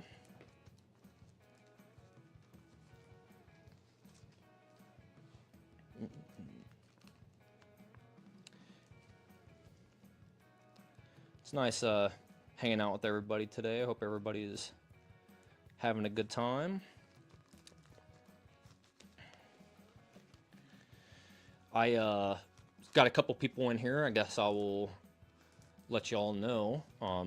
I've been working on a comic book and not really quite ready to announce anything quite yet for what I've been doing. But here in the near future, in a couple weeks, there will be more news to share with that. Definitely have a lot coming down the pipeline here. So like I said, it's like I've been working on videos in the background for you guys, and trying to increase the quality of the stream, different cameras and microphone setups and all that kind of stuff, and as well, like I said, I'm making my own comic, so got that to look forward to.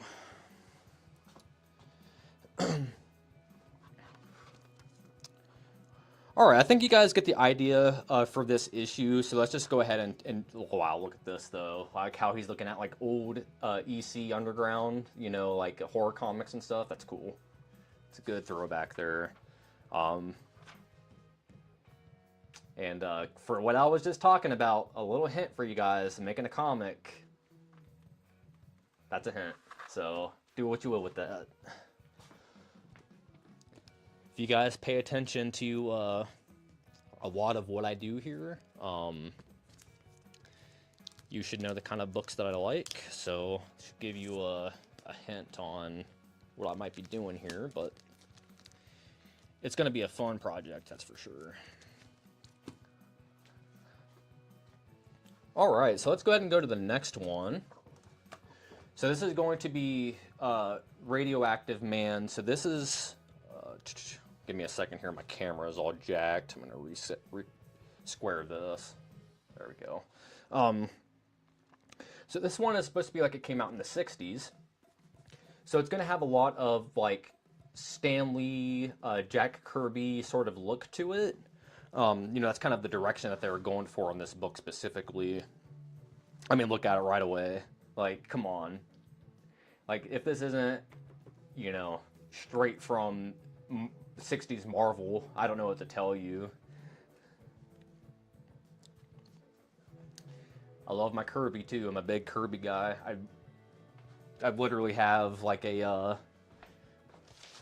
Jack Kirby collector just sitting on my drawing desk because I've been just studying Kirby lately. So as you guys can see, I'm a big Kirby guy. So if you guys like Kirby, I can talk about him all day.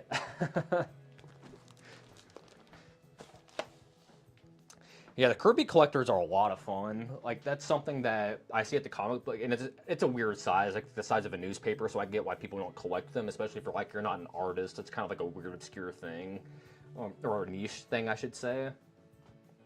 But dude, there are so many good things. Like in that one that I have, like there's a 5-page interview with Eric Larson in it about that. So yeah. Yes, sir, it's a good splash page. The coloring in this is great. The inking in it. Yeah, let's go back here. Let's take a look once at see who we got. Steve Vance on pencils, and it looks like he also did the writing. And we got Bill Morrison on the art. So like Bill Morrison did like the vast majority of these Simpsons comics. I believe that he's actually currently selling a lot of pages from like the Simpsons stuff that he had worked on in the past. So he was OAX's original art expo. That was just over the weekend, and he was at last year's OAX as well. But that's just where like a bunch of artists go to where like they sell original art. That's what it's called, Original Art Expo. And he sells pages there, and he was just there this following year. Yeah, so the thing with Kirby that I really like, obviously, is like the Kirby dots, so how he shows energy and all that kind of stuff. Why I love Kirby is people always talk about that, I guess, square faces, which, by the way, my buddy Dave over at West Coast Dave Vendors over on his channel, he is working on a Jack Kirby fanzine, the #2 one. He had done a Faces of Jack Kirby #1 fanzine, like last year or the year before, and then Faces of Jack Kirby #2 is going to be coming out soon. And it's just a fanzine about the different and various faces that Jack Kirby drew over time. So it's like a very, very specific thing.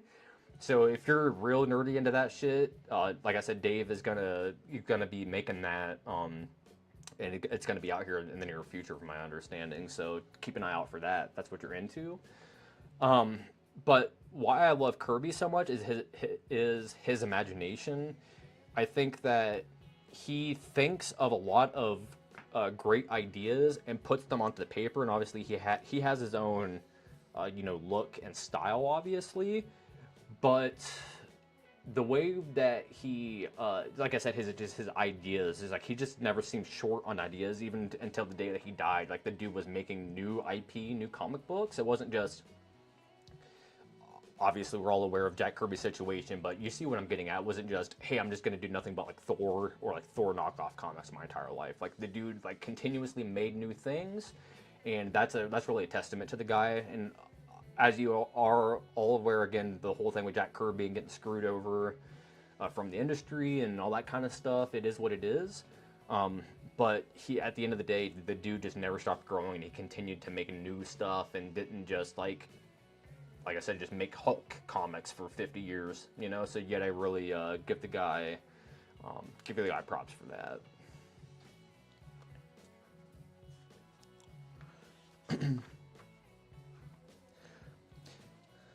But yep, right away you can definitely tell that there's a lot of Kirby going on in this.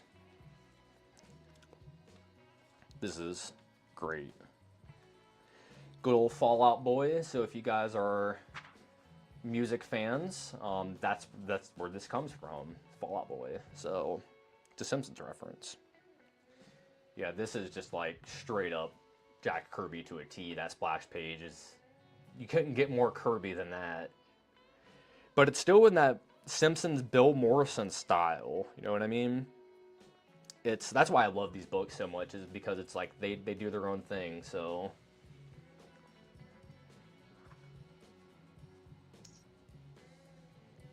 good old Fallout Boy. Yep, it's a Simpsons reference. Now you know. So, yep, literally, look. Fallout Boy, there it is. So,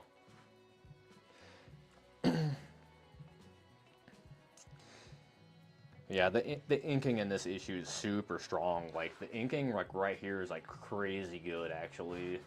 It's honestly super impressive. And, again, this is just something that you guys should realize off the channel, is that I love just any sort of comic. I don't care. I don't give a shit if it's Popeye from 1930.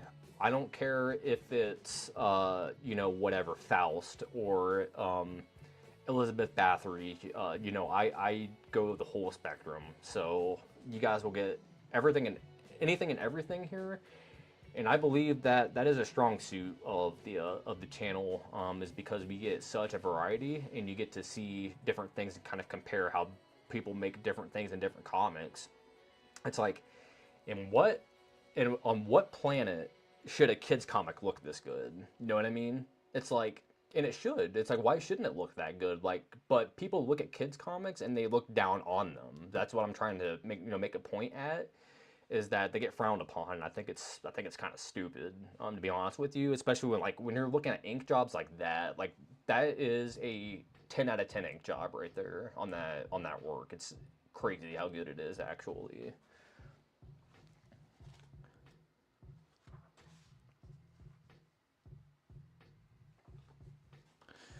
Yep, it's good stuff.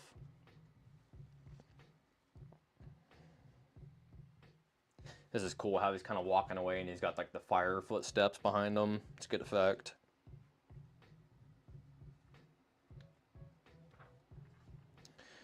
And Bill Morrison is like I said, he did like the vast majority of these Simpsons comics. So he really became a master in making that Matt Groening Simpsons style his own. You know what I mean? And I have the Treehouse of Horror omnibus books, dude, and like the variety of just art styles in like a Simpsons comic is crazy. But it's like, it still looks like The Simpsons, but just like change the art style. You know what I mean? It's like you can do that.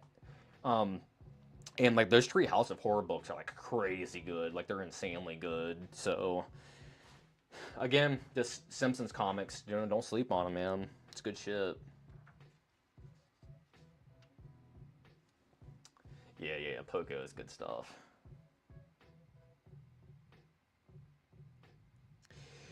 Yeah, there's like inking wise, like just people that specifically like that are doing inking that I really point to that I like a lot.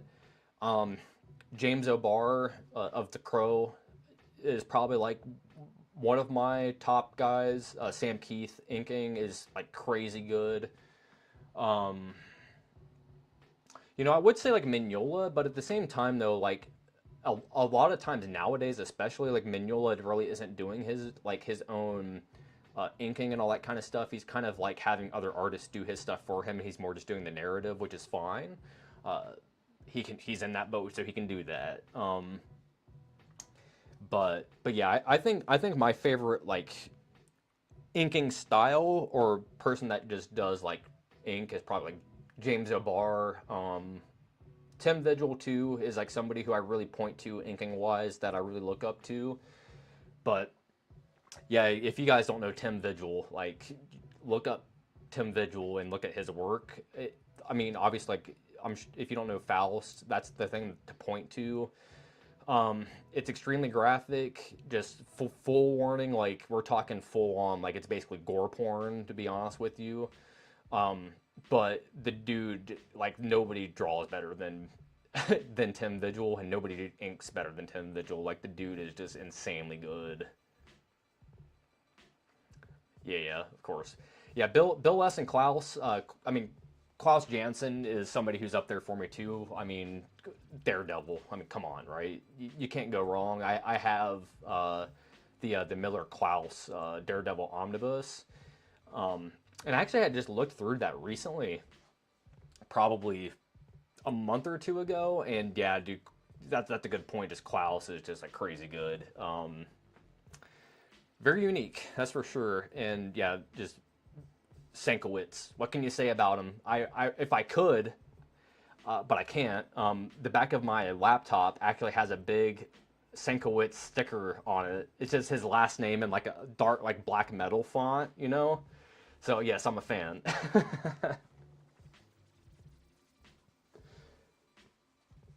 um, but yeah, dude, the inking in this is just crazy good. Just love it. It's good stuff.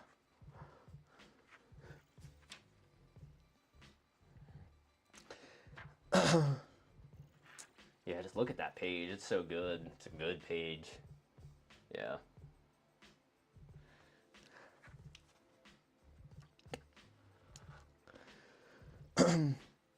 I actually had looked at at Faust a little bit. I want to say in one of my videos. I wish I could remember which one it was, but um, I was gonna say I could pull out Faust #1 and kind of flip through it real quick, but I actually have it framed on my wall, so I can't do that. So what I can do though, I mean, we're just on the subject and we're just kind of hanging out, right? So I'm gonna walk to my next room here and pull out my book and show it off because we're on the subject. So why the hell not?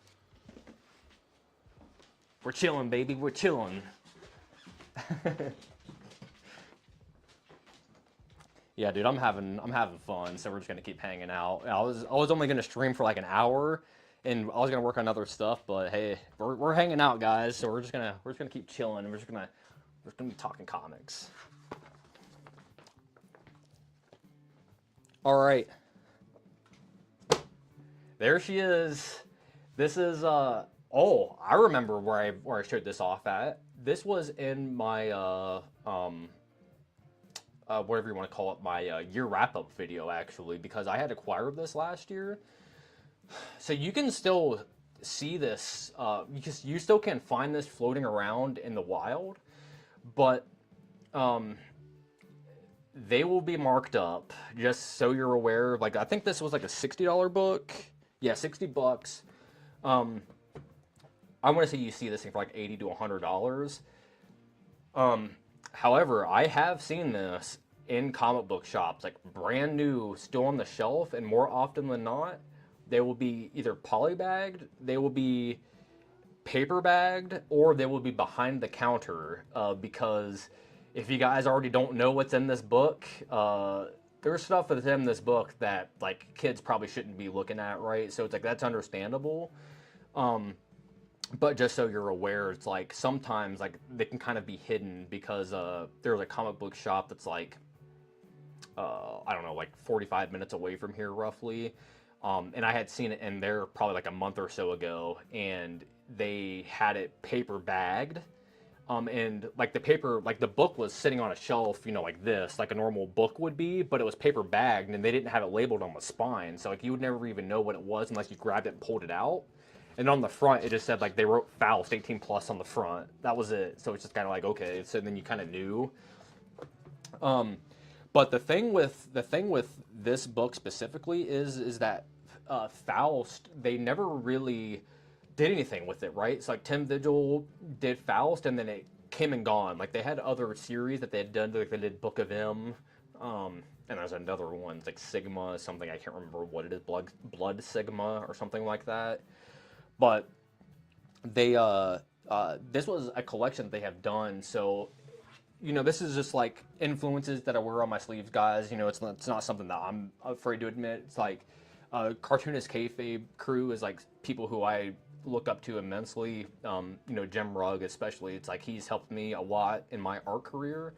So it's like I really look up to those guys, and they had a lot to do with getting this book out. So, however you feel about them, at the end of the day, they're still getting books produced for people that typically would not get books produced, and it's like, so when you look at this in the back,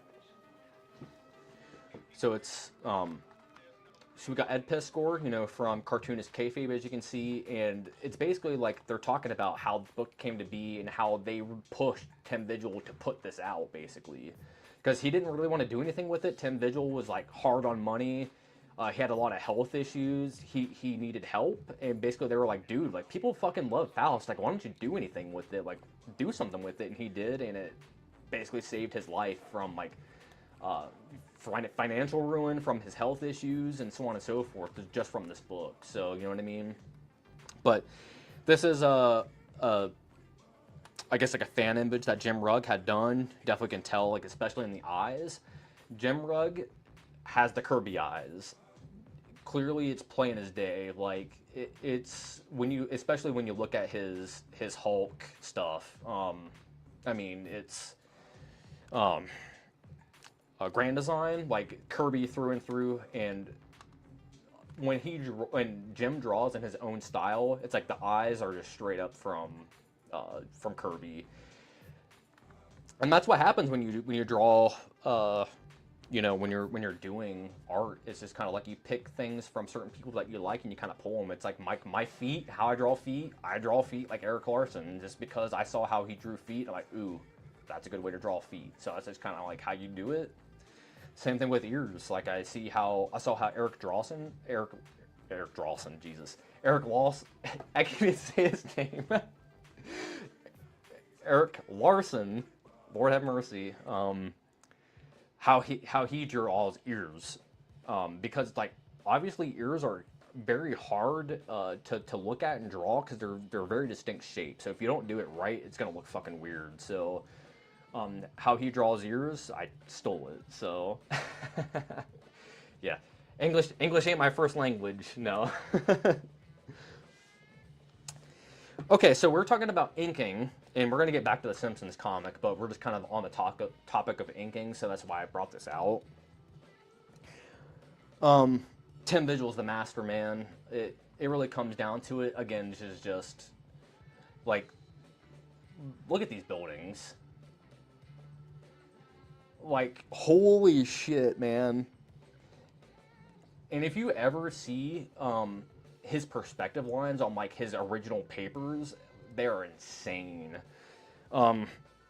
Because if you guys don't understand like how buildings and stuff like this are drawn, basically is what you have to do is you have to make it what's called a perspective grid, to where it's like you draw basically a grid on the paper and it gets from smaller to larger, so where it gets like that, as you can see, it gets smaller to larger, like graph, basically grids. It takes a lot of time to do it and a lot of practice to get good at.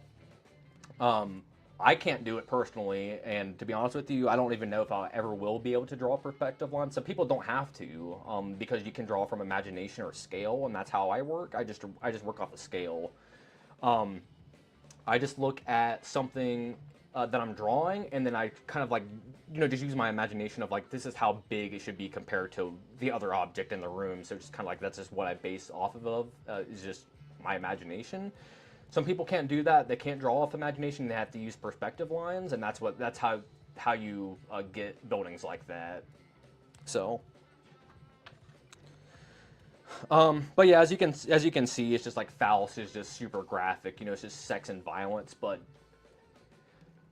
you just can't get any better than that. Like, he is probably one of the strongest illustrators like on the planet, and I think he gets looked down on just because of the shit that he's drawing. It's like, yeah, he's drawing, demons having sex with the ladies, but at the end of the day, those are the best damn demons you've ever seen. So, yeah, dude, just like look at this, it's so good. Just the old nasty outlaw looking faces. But yeah, man. All right. So I think you got an idea of how Tim Visual kind of looks. Let's take a look at some James O'Barr. So The Crow. This book specifically is a weird one. If you guys are like collectors of The Crow or are aware of The Crow, I have a lot of different series of The Crow. This one specifically was drawn and done by James O'Barr. The other books he had more or less just had wrote and then had somebody else draw and ink it. When it comes to James O'Barr and this book specifically, why I wanted to bring it up the special edition, it it's kind of like a weird people. I don't know. I guess they frown upon this. So this book is chronological, and what I mean by that is, in the story wise, everything is in chronological order, not necessarily in the order that it came out. So, like for instance, like issue 6 is in the front of the book rather than issue 0, because in the canon, issue 6 is what actually happened first, if that makes sense. So it's like it's the prequel.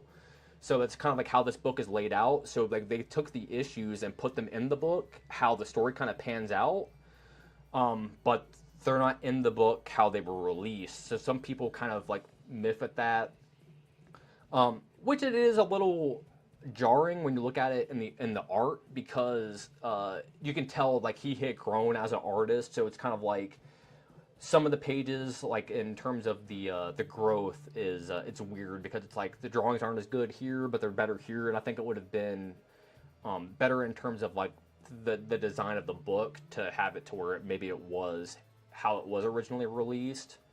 But it is what it is. This is the only way that you can collect everything together. So, it's like if you're going to do it, this is the way to do it, anyways. But let's just go ahead and get into this. Good old James O'Barr. He is a master in mixing and matching art styles in his books. So, he does the Fumetti stuff to where he's messing around with like photo exposure and things like that, actually putting photos in the pictures and then drawing over top of the photos to give them an effect. When we see that, we'll kind of take a look at it. And again, that's just something that he kind of, I would say he really spearheaded that look for sure. And a lot of people started to rip it off after the fact. But yeah, just his inking is just crazy good. It's kind of what we wanted to look at.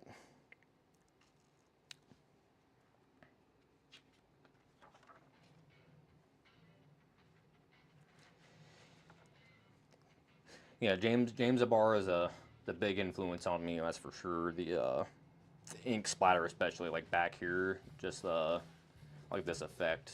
That's stuff I do a lot in my work.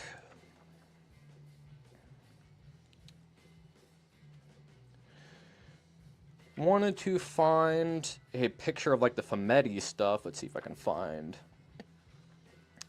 So we got a lot of screen tone stuff going on, like zipatone and all that kind of stuff going on, which you really don't see in like this era of comic books, to be honest with you, because for the most part you would only see, you know, just straight black and white. So this is penciling, obviously, big shift in art style. Trying to see if I can even find any, but yeah, lots of zipatone, screen tone on that. So I'm gonna bring it up real close to the camera so you guys can see. So if you look, there's little dots in the like the whites or like the highlights of his boots. You see what I mean? Or like on the floor as well. And then if we bring over here, and you see like all of those dots and like the lines as well that kind of run diagonally. That is what's called zipatone, or screen tones. Is that also another generic term? Um, Basically, is what that is. So people probably wonder like how artists get certain effects or like how they do that. Like this, for instance, like how is he doing like this light to like this darkish gradient? It's all a sticker, ladies and gentlemen. So it's exactly what it's called. It's called zipatone, or screen tone is like the zipatone. I think is like a brand name that's not around anymore, but just kind of what gets used as like a Kleenex, you know, tissue sort of thing. This is what people call it. But anyways, is what it is. It's a clear film, like a sticker, basically. The way to think of it, that has a pattern printed on it, and it might just be like really dense dots. It could be like a certain pattern, like we saw up here, like the diagonal lines and things like that. So that's what this is. It's a zipatone pattern that he had that just went from a light gradient to a dark gradient. You draw the drawing, and then it would just be all white and black. Like none of this screen tone would be on there. And then you would literally just take your screen tone, you cut it out with an X-Acto knife, and then you put it on where you want it, and that's how you get that effect. So, I guess that's how you would do shading, and you see a lot of that nowadays in like manga and stuff, because over in Japan they still use a lot of screen tones. Over here in America, a lot of this stuff is screen tones are digitally done, so like you really don't see people using screen tones and zipatones by themselves very much, but they still make screen tones over in Japan. So if you ever do want that stuff, you more or less have to import it. And I literally just imported myself some last night, or the day before. Yeah, it was last night. I have some more coming to me. So, but yeah, just his guns. I was trying to find a Fumetti. Okay, here we go. So this is an example of Fumetti. So is what Fumetti is. If you guys don't know what that is, basically what you do is you snap a picture of something and then you draw over top of it. So that's what he had done here. So that clearly this is a drawing or a picture of a car, and he just inked over top of that. That's how you get that effect. There are really good Fumetti books. Yeah, because there isn't any. I can tell you right away that I have seen there are digital screen tones that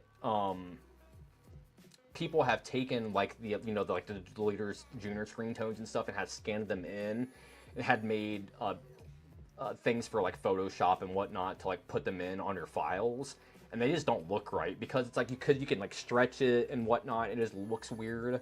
But yeah, digital ones just do not look right, man. Yeah. So, and then as well, like you had different styles too that you would have to use like chemical washes and all that kind of stuff to get them to mix together to work certain ways. So, all sorts of stuff. But with the thing with Fumetti is that it became like a really popular style around this time because it was like really easy to do, just to take photos and then put speech bubbles over top of them and just leave it at that. And it's like, oh, now we got a comic, but it's like it was so low effort. It's like, really, we're gonna call that a comic? Like, come on. Yeah, dude. Neil Adams. I think he had drawn like the best Godzilla image of all time. I had done a Godzilla video 2 weeks ago. It's called like Godzilla, the King of Comics. I mean, I look at a 70th anniversary edition of like IDW had put out. It's kind of like a greatest hits of like different Godzilla things that they had worked on like over the last couple of years. And there's a Neil Adams drawing that's in that. That's like super sick. So it's like you should check that out if you haven't seen it yet, because it's like one of the strongest Godzilla drawings I've ever seen, and it's recent too. It's not like an older drawing. It's probably from like a couple of years ago. So it's super good.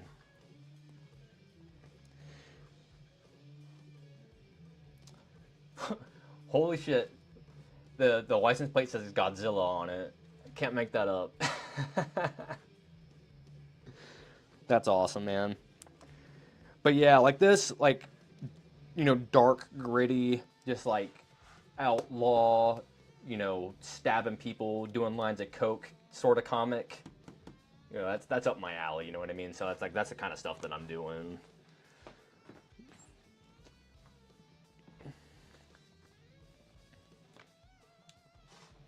All right, let's move back to this here. So you can see that this is supposedly supposed to be from '86.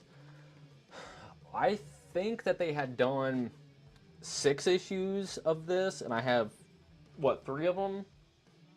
4 of them? Yeah, so I'm missing 2 of them.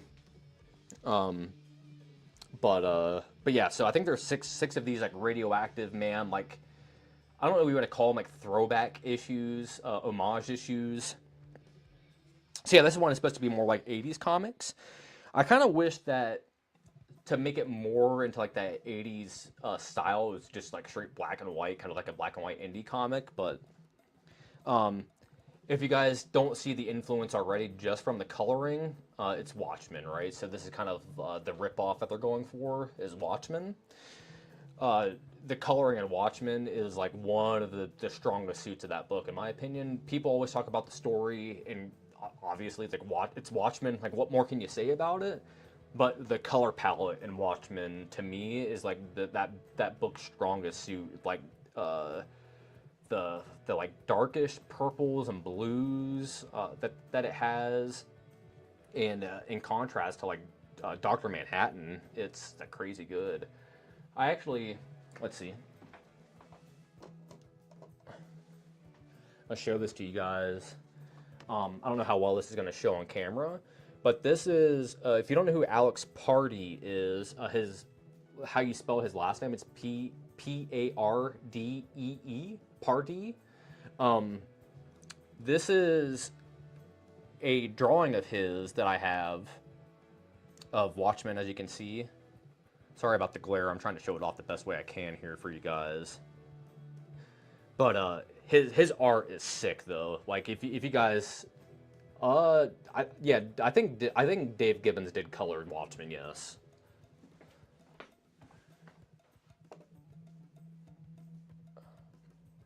But Alex Pardee is a dude that I discovered probably like 15 years ago, if not more than that. You know, he had done covers for like bands that I would listen to. Like he did covers for like Devil Wears Prada. I think he had done like graphics and stuff for, like Bring Me the Horizon, like those style of bands. But his art is crazy good. Like I said, his name is Alex Pardee. There's a okay, yeah, John Higgins. Yeah, that's a good. Thanks, Jeff. The hell was I saying? Oh, he has like super crazy drawings. Like there's like Scooby-Doo ones that he had done that were like really good. I honestly wish that he would get involved in the comics, and it's kind of a shame that he doesn't, because his art style is like super unique. So.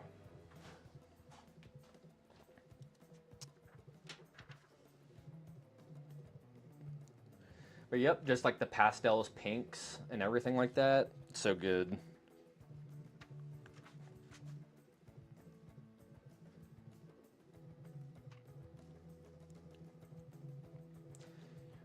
Clearly homaging that. Good old. He-Man there. Look at this.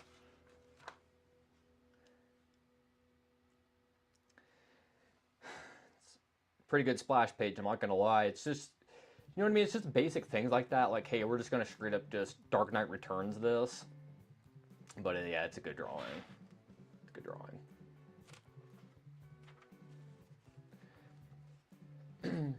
And they can get away with doing things like this too, where it's like kind of like just straight up homaging it, because that's the point of these books. So it's like they can get away with that without it being like ripping off, you know what I mean? So good for them.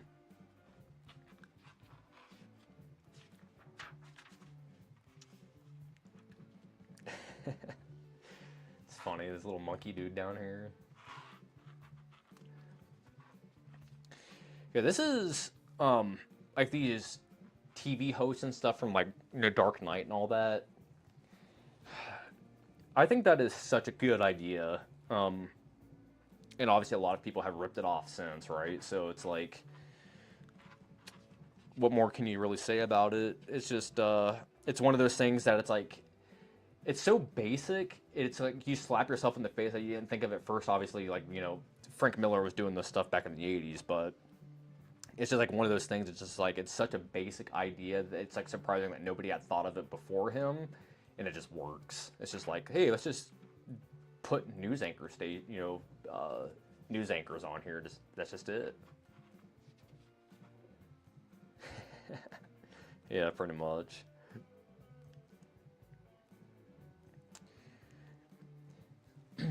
Oh yeah, we didn't even look to see who the creative team was on this. Probably should go back and look to see if they credits.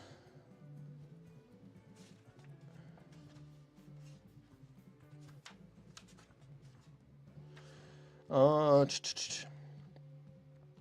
you got Steve Vance on story, Tim Bathington on art, and then we got Bill Morrison on ink. So,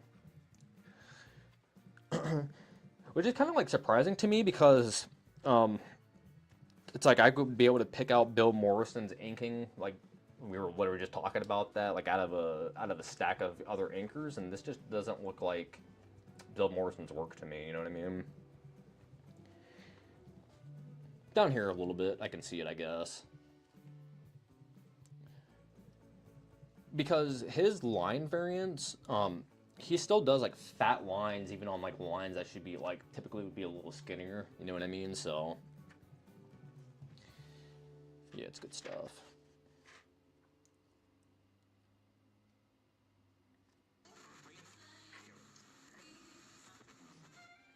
Good stuff.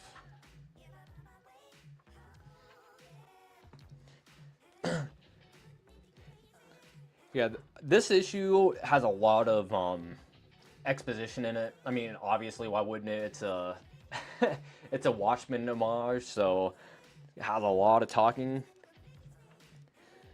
But yeah, I think in terms of like the actual issues themselves. Oh wow, look at that. Good auto. What is this? Oh, this is just fan art. Okay. For a second there, I thought they were like advertising something that like didn't come out, because that's also one of my favorite things to do in the comics, is like when they advertise books and they just never, you're just like, that never happened. Yeah, some of these. Oh, look at that. We got Ren Stimpy up here as a radioactive and a Fallout Boy. Guess it all comes full circle, doesn't it?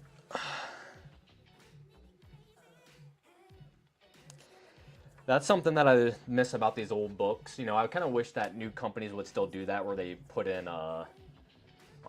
like just shitty fan art and stuff from people.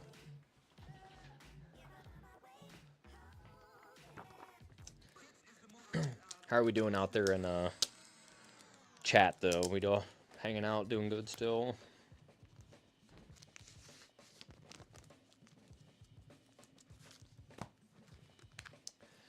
Alright.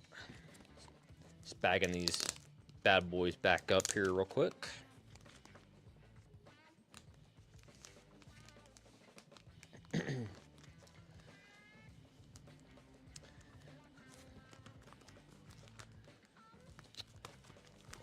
what we got on time?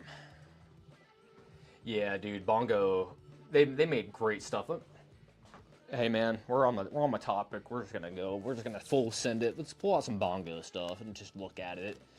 Because I agree, like Bongo is one of those companies that unfortunately they should have stayed around, and I don't know actually what's going on with like their licensing. I would assume that Matt Groening just owns all of that stuff, considering that was his company. But it's just really weird to me that there isn't more of it. You know what I mean? Like, especially like SpongeBob. It's how popular SpongeBob is. Like, there isn't just like mountains of SpongeBob comics. So, as you guys can see, we got some Bongo stuff here. So, I guess let's look at it.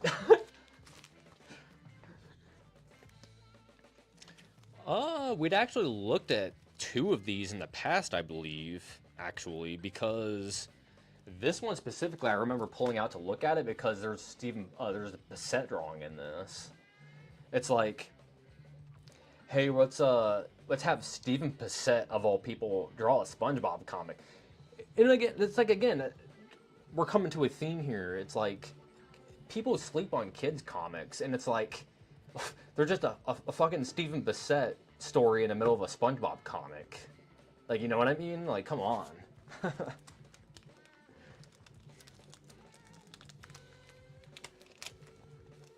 So let's go ahead and pop this bad boy open.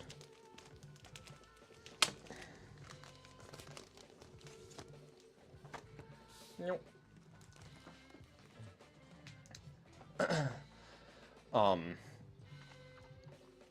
But yeah, like I said, we did look at this issue in the past, but we're on my topic, so let's talk about Bongo.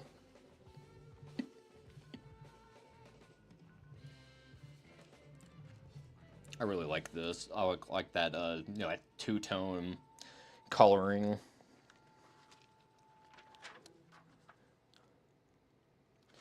But let's flip to that Bissett drawing in here. And it sticks out like a sore thumb. It's a good pinup. You know what? Whatever, let's just flip through it normally until we get to it. I think it's like a handful of pages in here.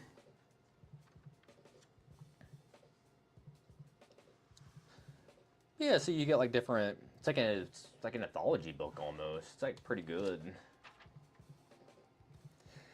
So, if you couldn't guess, here's our Bissett drawing. If you can't guess which one it is, it's this one down here. So as you can see, so he's acting like SpongeBob is drawing inside this comic that's already here. So it's like Steve Bissett's comic is inside SpongeBob's world. Yeah, check that out. Crazy. It's like, you know what I mean? It's why would Steve Bissett ever be in a SpongeBob comic? But he is. So, hey man, like I said, it's like you find all sorts of weird, just like nooks and crannies in kids' comics. You just actually have to look for them. Yeah, it's good stuff. And then just like look, and there's like the next page, you just like get art style like that. It's just like what I love about anthology books. It's just the variety of things that you get. Good little pin up there of the cover.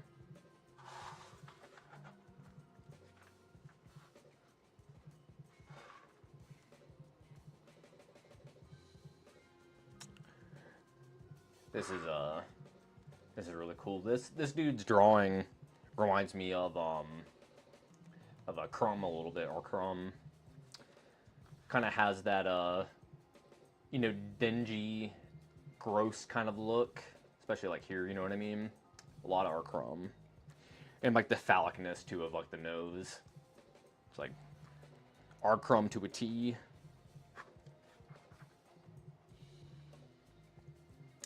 Oh yeah, dude. I mean, I have other stuff over here that I can show you guys. It's just like, why this again? Like, okay, let's put Steve Bissett in here.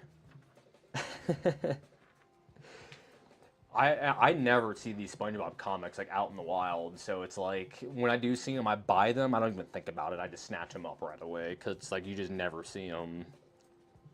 Um, from what I have noticed though, is that because this is Bongo comics, they get put into the Simpsons comics a lot. So um, if you are trying to track these down in terms of like at your local comic book shops, and your comic book shop has a specific Simpsons spot, these can be found in there from my experience.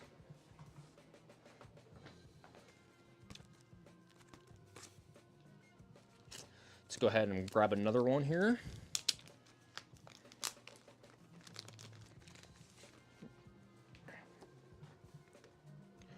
So the same thing. This is an anthology. Kind of go all over the place here. Like, look at this. Like, on what planet does a SpongeBob comic need to look this good? You know what I mean? But it should. It's like just because it's a kid's comic, you know what I mean? It's like, why shouldn't it? Just because you're making a kid's comic doesn't mean you can't do a badass drawing. Look at this.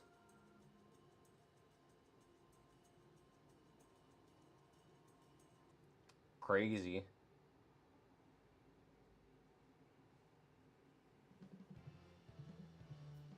It's crazy how good that is.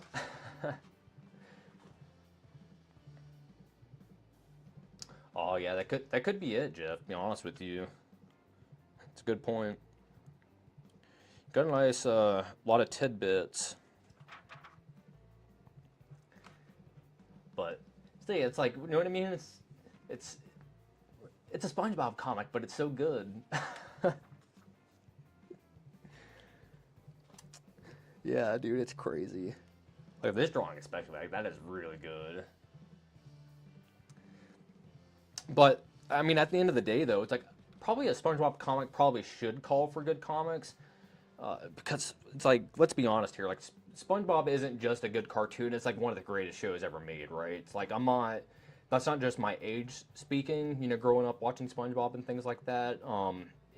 You have to people forget SpongeBob started in the '90s. So it's like SpongeBob has been around for like 26, 27 years now. So it's like he's been around for almost 30 years, man. It's like people still kind of look at SpongeBob as kind of like a newer sort of thing. It's like, nah, dude, it's like SpongeBob started in the 90s. So it's like, think about it, you know what I mean? It's probably deserves to have some badass comics. Yeah, it's way above average. It's really good, actually.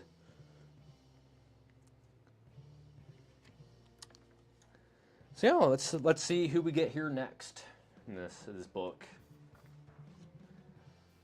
Okay, so yeah, so like this is just like your standard Steven Hellenberg, style of SpongeBob comic, right? So, or art style, I should say, which is fine. Like you would think that if you were to pull a SpongeBob comic off the shelf, like you'd probably think it would just look like this, right? So, really can't fault it for that.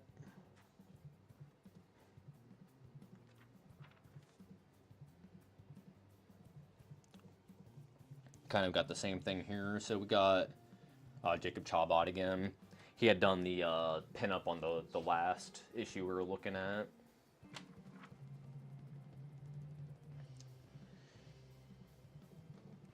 Oh, this is cool.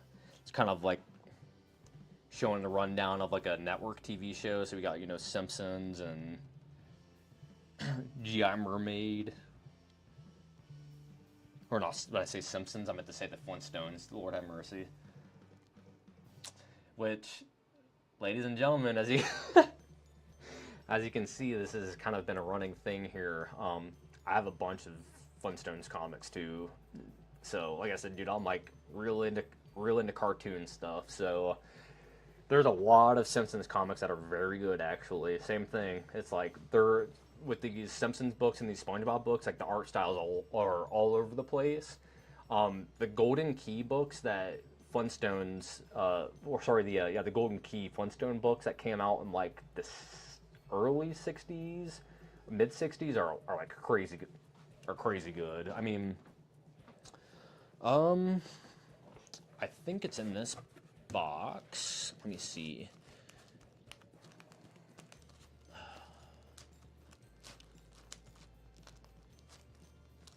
Yeah, here we go.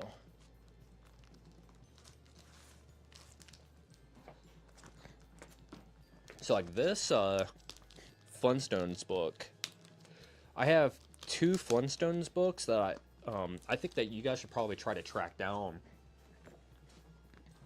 Move this out of the way here real quick. We'll get back to the bongo stuff. So yeah, this Flintstones gold key book, it's thicker. As you can see, it's 80 pages. It's square bound.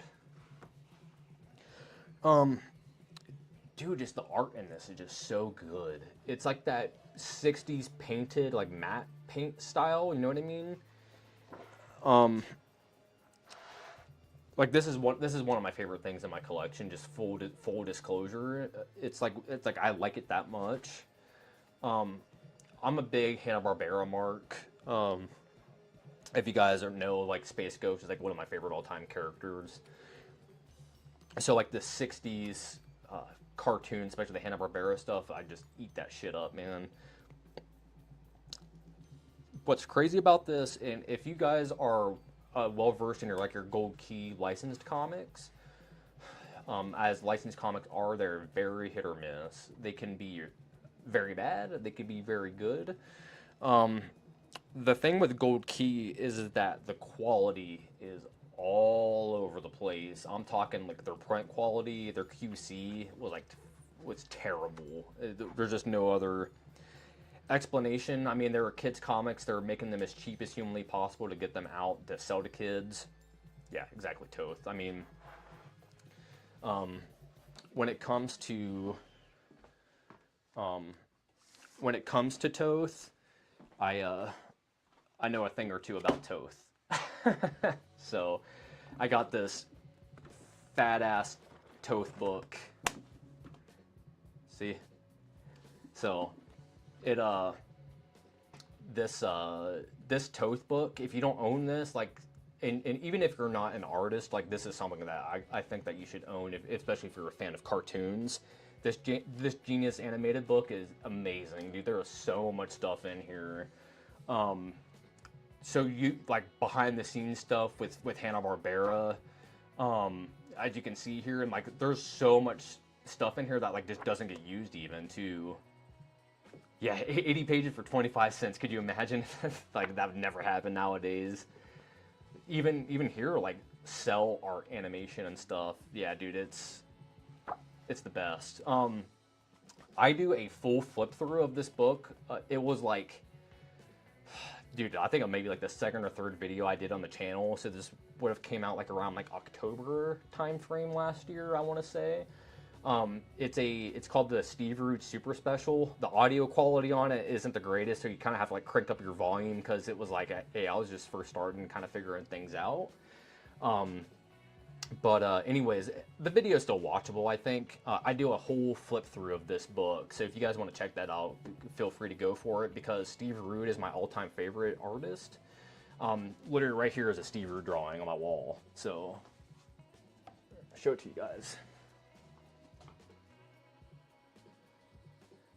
Sorry about the glare, but it's original. Pencil. But yeah, Steve Rude is my all-time favorite. I actually have quite a lot of Steve Rude stuff in my collection.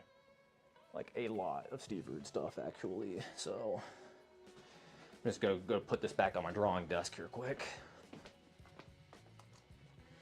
Because yeah, if you guys aren't familiar with Steve Rude at all, which I would have hoped so that you guys are, you know, he comes from that same wheelhouse of like Toth and whatnot, and he really looked up to the old Hanna-Barbera guys.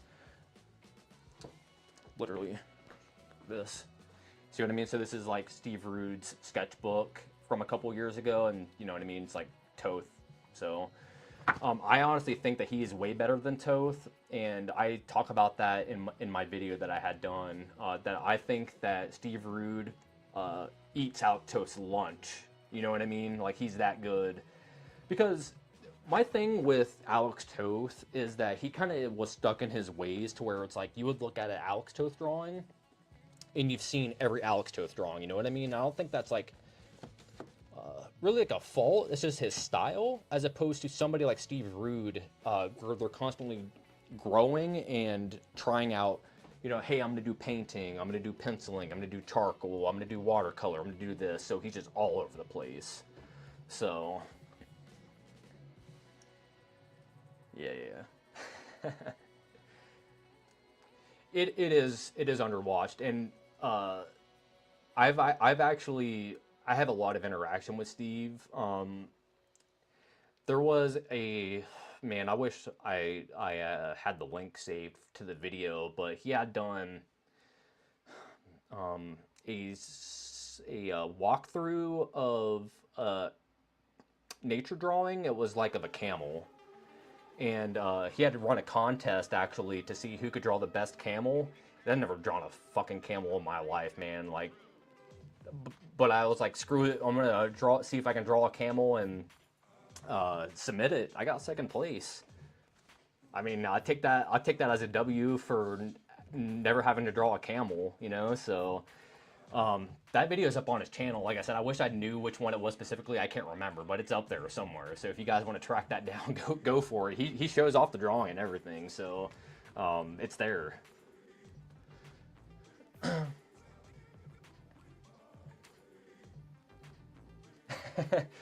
Yeah, so the thing with Steve Rude and Alex Toth, my understanding is just because I'm so just well versed in just Steve Rude stuff, um, yeah, his most recent one had just his Kickstarter had just finished like a couple days ago. Um, but yeah, Steve Rude and Alex Toth kind of had a contentious relationship, and I mean, in Alex Toth, from my understanding, he was just a dick. Um, I guess he really comes down to he wouldn't critique your art in like a constructive way. It was more like this is bad, and he wouldn't give you feedback on why it was bad or how to make it better. It was just purely just this is bad, and that's just kind of how he was, very dismissive of people. And I think that's kind of a shame. It's kind of like I said, he's very, from my understanding, he's very curmudgeonly and stuck in his ways. So it's kind of unfortunate for him. And he was like that until the day that he died, from my understanding. So it is what it is. That's just the kind of person that he was. So, but yeah, like I said, like this Simpsons book is crazy good. Like you were saying, Jeff, like no borders on the panels. So it's just like a good gold key book for like the old style of Flintstones comics. And then I do have a Flintstones comic from the 90s that Archie put out that's actually really cool. If I can get this thing back in the bag and board here. Come on, work with me. Work with me. All right, whatever. I'm just going to do that off stream. You guys know how it is, man. That's like the worst part about collecting comics or being in comics is just the fucking bags and boards. There's like the bane of my existence. But let me find this comic here quick. There we go. So yeah, this is a Archie book. I think it came out in like the early to mid 90s. The actual date, I mean, we're gonna find out here once we pull it out, but this is also another really strong Simpsons book. So, as you can see, it has that old, like, the 90s Hanna-Barbera logo. Get real cartoon nerdy on you guys. So, this era, forgot where my hand's at, this era of Hanna-Barbera, dude, all sorts of people were working there at this time, and it's kind of crazy when you think about it. So it's like, just to name a few people to kind of blow your guys' minds if you're not like real deep in like cartoons. Seth MacFarlane was at Hanna-Barbera during this time.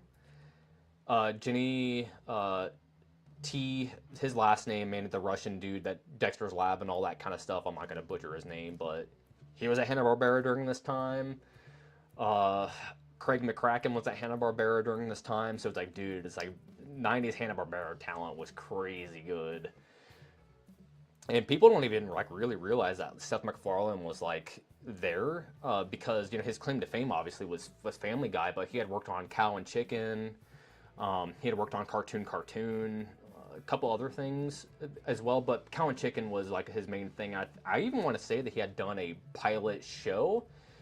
Oh man, I wish I could remember the name of it. The name of it is escaping me right now, but he did a pilot for Cartoon Network, and it's almost like Family Guy, but not all of the way. It's kind of like, from what I remember, there's still like a dog and person dynamic, but it's more like Garfield, you know what I mean, than anything, if that makes sense. But yeah, crazy though, like this era of Hanna-Barbera, the talent that they had.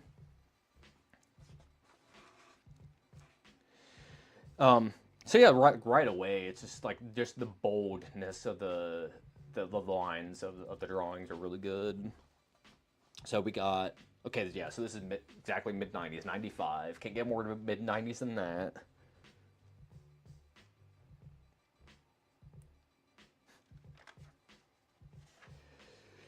And this is one of those books that has that real garish '90s digital coloring, but it's good. You know what I mean? Because it works for what it is. There are okay, so hands down the worst digitally colored comic I've ever seen of this era.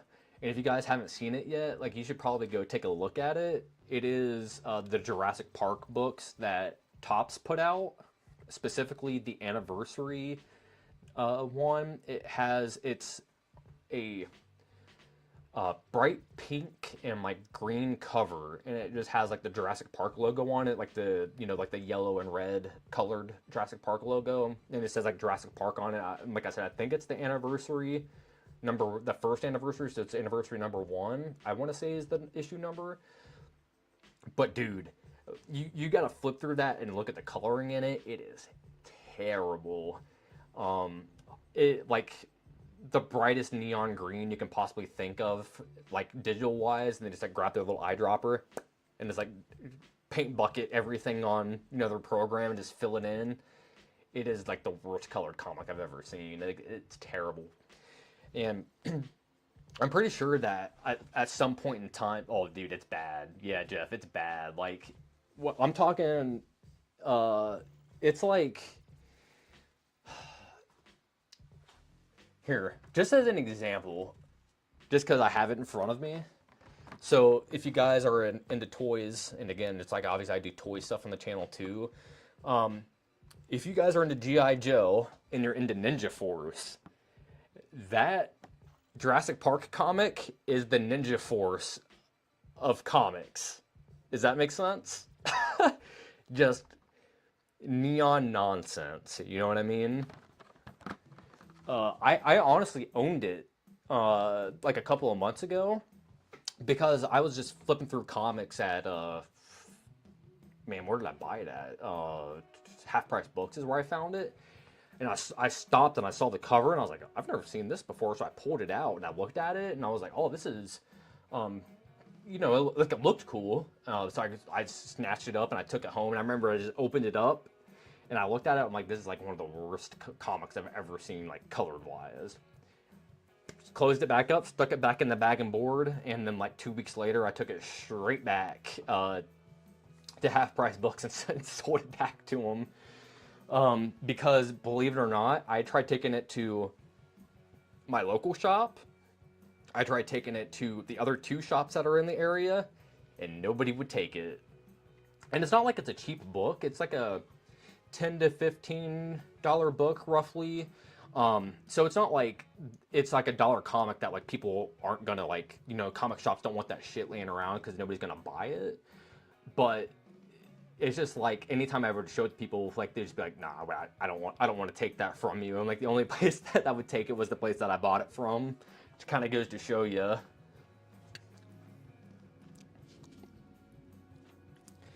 But yes, I think that the inking in this issue is like super strong. The outlines on it are very good.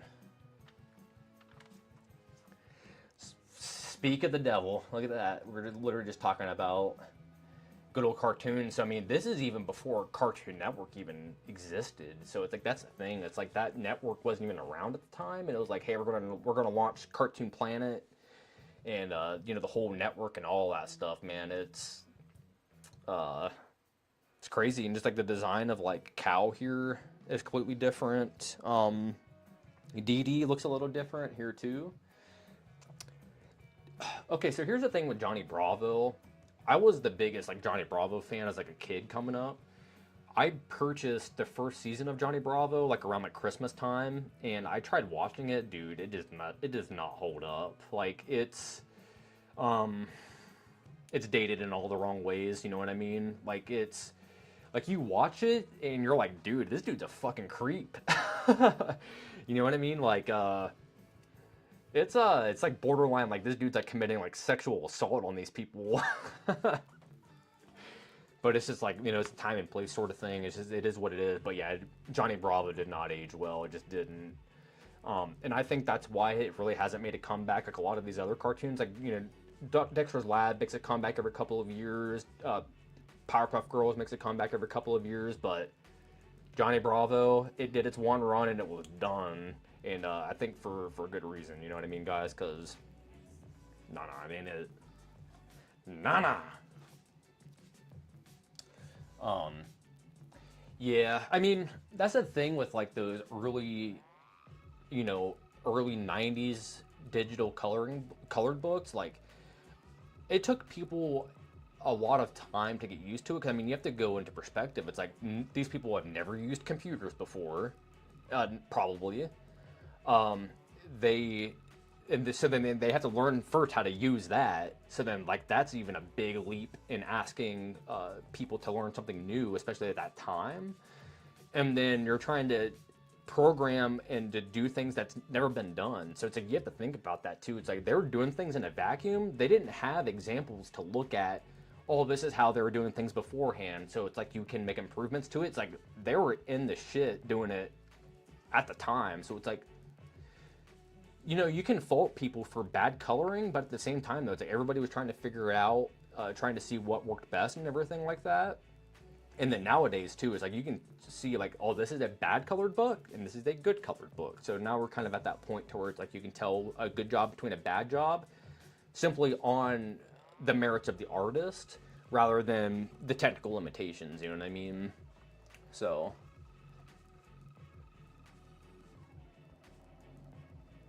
yeah. Yeah, so the thing with Johnny Bravo, if you actually watch it, um, from season one to season two, the series did a big shift, like art style wise, and then as well like tone wise. Like it definitely got a lot more kid friendly. You know what I mean? So it's like, did Johnny Bravo appeal to adults a little more? Yes, but at the same time, like I said, it's just like very outdated jokes. You know what I mean? It's just kind of like whatever. It's not like funny outdated jokes like it is in Ren and Stimpy, where you can, or like Beavis and Butthead, where you just kind of laugh at it. You're like, that's just stupid. It's just kind of you look at it and you're just like, eee, like, yikes.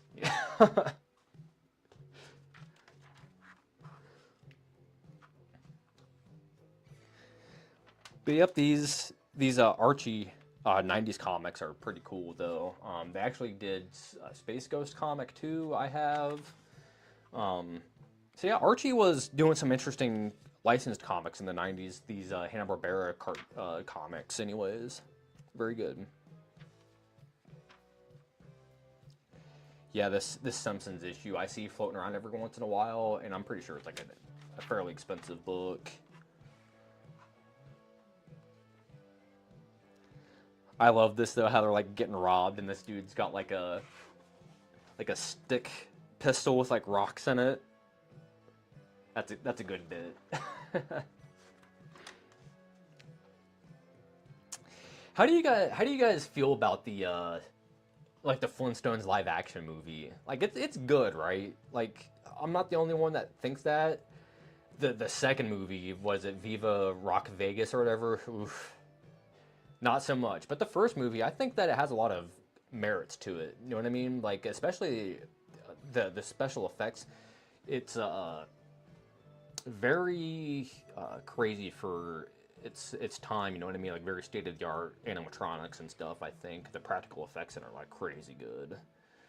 Especially like they have to keep it in that art style, and I think that they did like the best job possible to like make that Flintstones art aesthetic work live action. You know what I mean? Like without it looking stupid.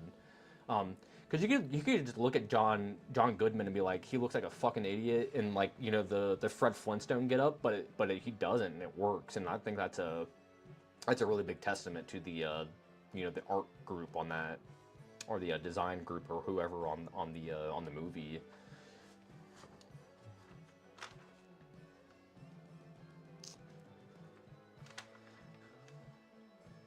Babysitters Club.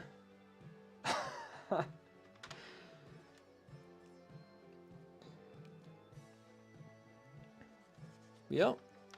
It's good stuff, man. Gotta love the ads, too. This dude looks like Pauly Shore now. Oh, man. Good old Pauly Shore. How do we feel about Pauly Shore? You know what I mean? Is he like an old washed up dude? Is he? I feel like Pauly Shore is kind of like one of those guys that's kind of like a Adam Sandler or like a Nick Cage, to where people hate on him for like a couple years, and then he kind of has a comeback. You know what I mean? Like he has a turnaround on his career. People start looking on him a little more fondly.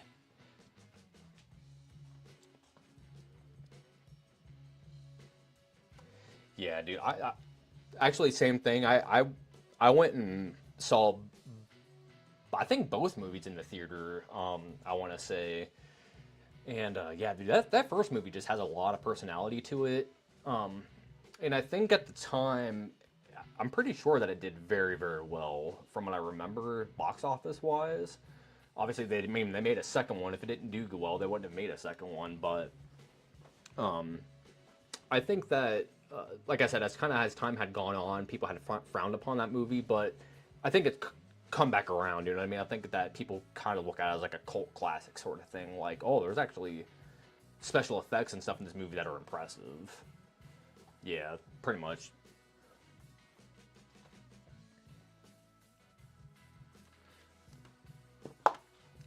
All right, so that's how we got down the Flintstones rabbit hole.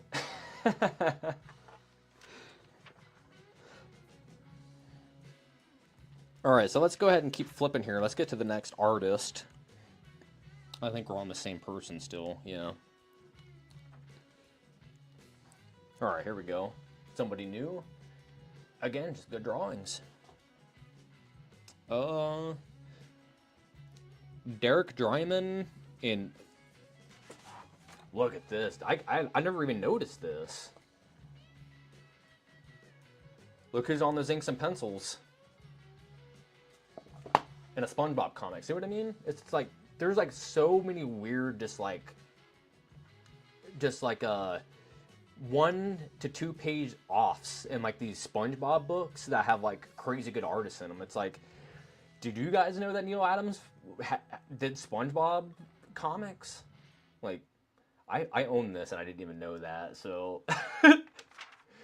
or maybe I had forgot. You know, it's hard to say, but nonetheless, man, that's impressive.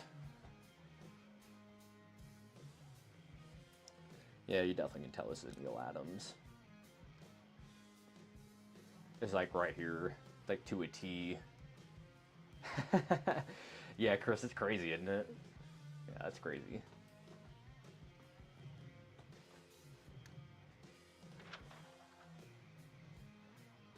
Oh yeah, you can see it through and through. This is just Neil Adams all day. Like, look at this. That upshot. Neil Adams all day.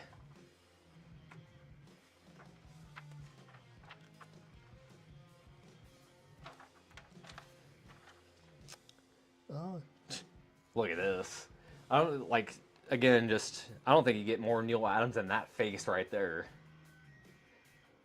When you look at Neil Adams' face, the best way I can describe it is like the way that like '60s Joker looks. You know what I mean? With like the long, elongated like chin. Oh, really? Yeah, he's your favorite. Yeah, man. Like I said, he drew like probably like my favorite Godzilla drawing of all time, and I did it in that Godzilla. I did it in that Godzilla King of Comics video. We look at that, and it's a sick drawing. And I actually talk about. Hold on a second. Excuse me. I actually talk about his the way that he had done the effect on that, because I think he actually uses a screen tone, like a deleter screen tone on that drawing. Like I said, just go back and look at that video and you'll see what I'm talking about, because he has like a weird like beigeish sepia tone over top of his paper, and I'm pretty sure it's just a deleter screen tone. So yeah, that's true, Jeff. I mean, it's honestly like I don't even like on the cover. Look, it doesn't even say like, "Hey, we got Neil Adams in this." It's like you would think you would want to advertise that, you know, but nope.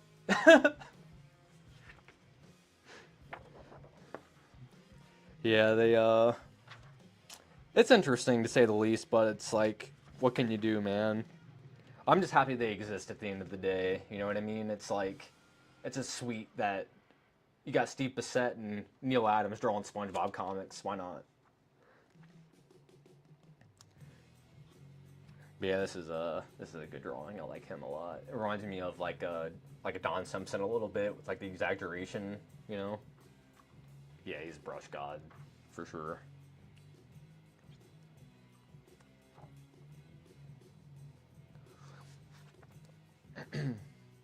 Yeah, and then I got uh,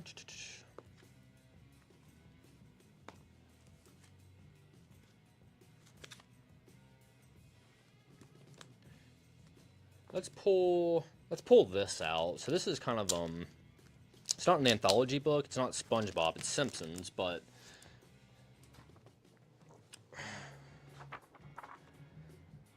this is an interesting one. So it's a later date Simpsons book, and dude, I want to say that yeah, it's $5, so it's not like super expensive.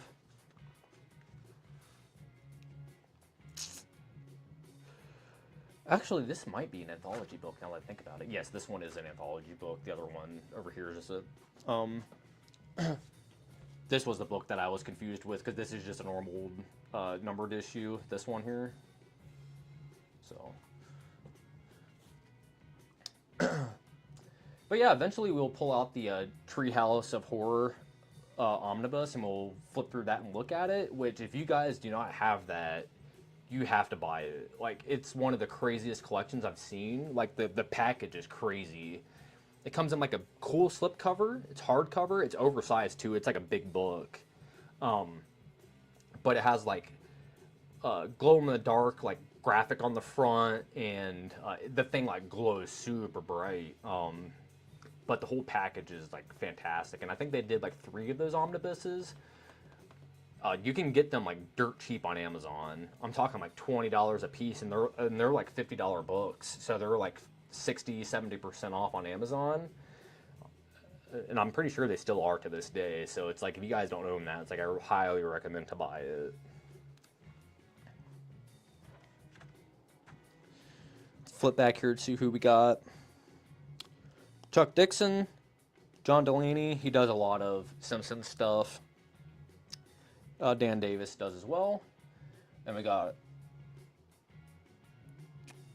Art Villanueva. Sorry if I butchered your name, brother, but is what it is. So yeah, the inking on here is really cool.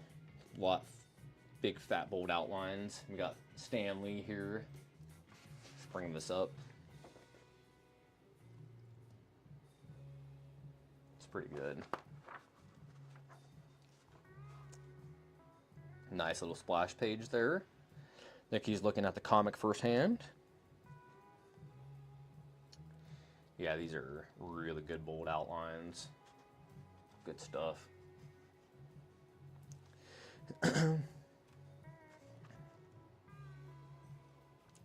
I think Krusty is probably my favorite Simpsons character, I would say.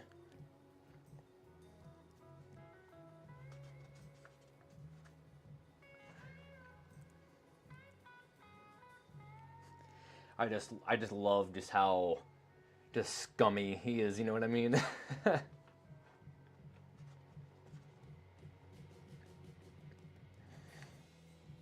Yeah.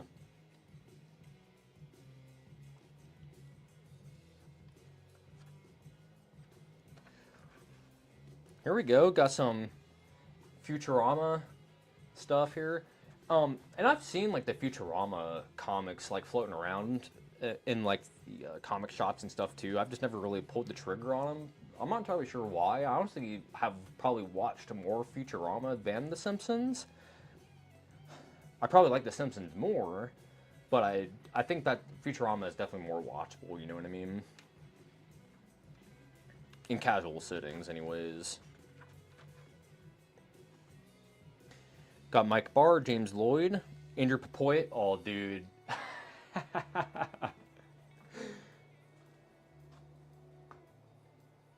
Oof. Yeah, that's rough, man. I didn't know that, Jeff. That's oof. That's an oof for me. Yeah. Oh, I guess. Fuck Chuck Dixon, man. Um. So, Andrew Papoy is probably one of the worst inkers I've ever seen. And that's not like something I say lightly, to be honest with you. Um, and I kind of like, I dislike talking shit about people's art because I try to give them, the benefit of the doubt, but it's just so consistently bad. There's just like no way that I can give him the benefit of the doubt. So if you don't know him, I actually had done a video a couple months back, and it's called like Modern Comics That Don't Suck. Um, and again, I look at cartoon comics for the most part, like modern cartoon comics. But I talk about Steve Root a little bit because in that video I also like kind of look at some just random issues that I picked up that week from the comic book shop, and there was a Nexus issue. Was it Nexus? Yeah, it was a Nexus issue. No, it was X-Men. Children of the Atom. Sorry, Jesus, trying to think what it was. X-Men: Children of the Atom. So as like I told you guys, like Steve Rude's my all-time favorite. So it's like when I look at a Steve Rude drawing, it's like I can tell between a good one and a bad one, or if it's like if somebody had inked over top of it or whatever, if they had done anything like funky with it, right? Yeah, it sucks. Um, Dude, but like the inking in that Children of the Atom book is terrible. Like you take beautiful Steve Rude like figure drawing and then you just black everything out. Like it's bad. It's like it's a butcher job, like straight up. Like I said, it's like you're taking like beautiful curves, real like intricate drawing, and then you just black over top of it. Like you just click your little fill can on paint and just it's terrible. Oh yeah, I feel you, man. It's all good. But you can see what I mean though in his inking. Just even off of this, there's no dynamic in his inking at all. It's just straight black. Like he doesn't do like gradients or like feathering his brush at all. You know what I mean? Like there's no like variant at all to his drawing. It's just or inking. It's just flat blacks. It's like look at any of these blacks that are on here. And you see what I mean? They're just straight flat black.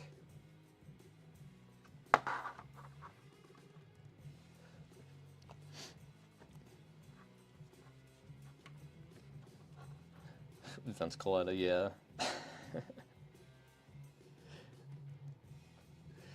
But But yeah, like I said, Andrew Papoy, anytime I see that dude inking, it's just like, I don't understand how he's been in comics as long as he has, like for as bad as that sounds.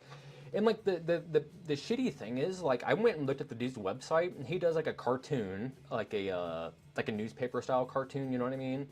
And it's good, like he can draw, but it's just like his inking is just terrible. Yeah, exactly. No line weight, exactly. Yeah, it's just terrible.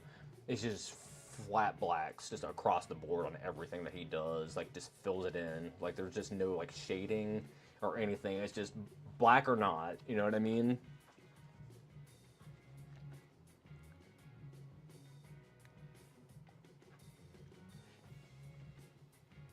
Ooh, that's a bright pink.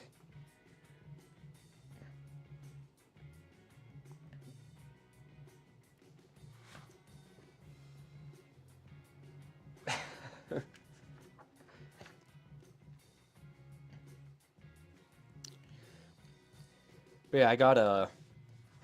Like I said, I got some itchy and scratchy comics too. So yeah, Bongo was. They're a good company, man. They did a lot of cool stuff, and I really think that just comes down to just Matt Groening, being Matt Groening and being an animator and having, connection to cartoons. He got the medium, you know what I mean? So that's why Bongo, like as a company, just works so well, is because like the dude that was running it actually got comics. He was in it for the love of the art and not for the money, you know what I mean? That was pretty evident, I think, in the stuff that his company was putting out. Maybe we should start up a petition and get Bongo to come back. We'll be like the three people that are fighting for Bongo to be back.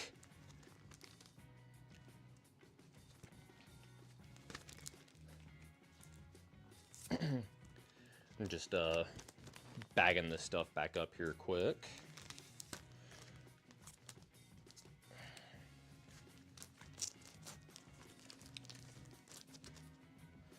I'm gonna have to get all this stuff put away here eventually. We'll probably go. What time is it? We'll probably go till 3 o'clock, and we'll probably call it on 3 o'clock Central, so it's about another half hour or so. I got some other things I probably got to take care of today, and as well, my girlfriend's going to be leaving the house here in a little bit, so she's got to start getting ready and whatnot, so she's going to be making noise. Moving around the house and everything, so just don't want it to be bad for recording.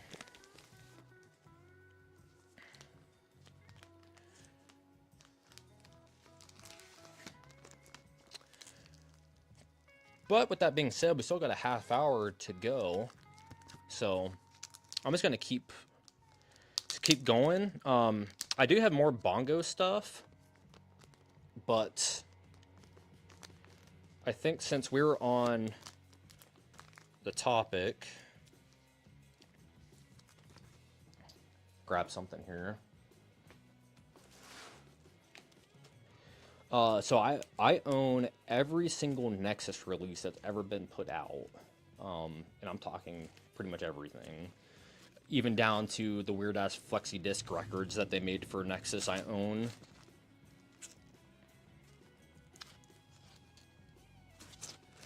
But I wanted to show this specifically. So we were talking about Steve Rude, of course, in all of his greatness. I think that he did not do the coloring on this book, I believe. But he did do everything else. Yeah. So if you guys don't own this,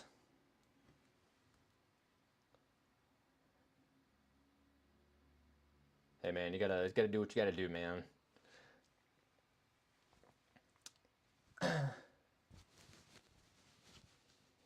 Yeah. So yeah, this book here, this Kamiko book that Steve Rude had done in the 80s, dude, this thing is incredible. I looked at this in my Steve Rude video, but, you know, just kind of wanted to show it off to you guys because we're on the topic of Steve Rude. I think that in terms of,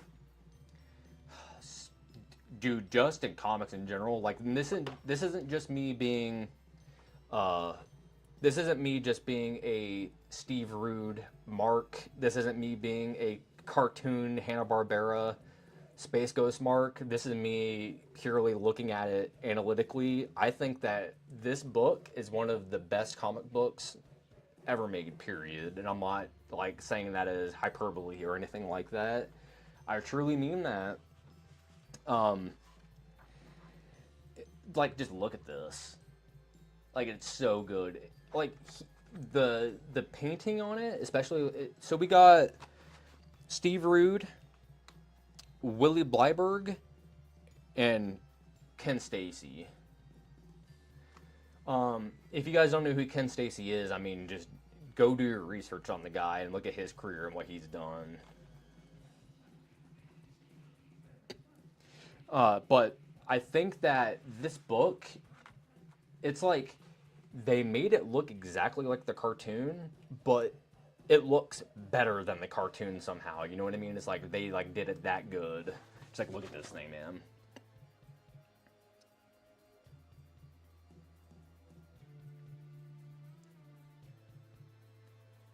It's insane. It's like, and all it took was for somebody like Steve Rude to just go, you know what? They want me to do a Space Ghost comic, so I'm going to make the best Space Ghost comic possible. Steve Rude is actually selling this page on his website for like $5,000. So if you guys want to go buy it, he's got it up. I think he's got both of these pages up on sale, I'm pretty sure. Yeah. Ken Stacy, man, he's underrated as all hell. And I'm pretty sure he's got both of these pages for sale too for $5,000 a piece. Just crazy good drawings, man.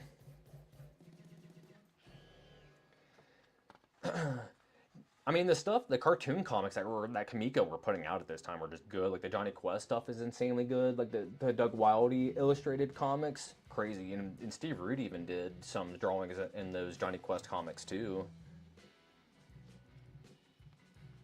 Yeah, for sure.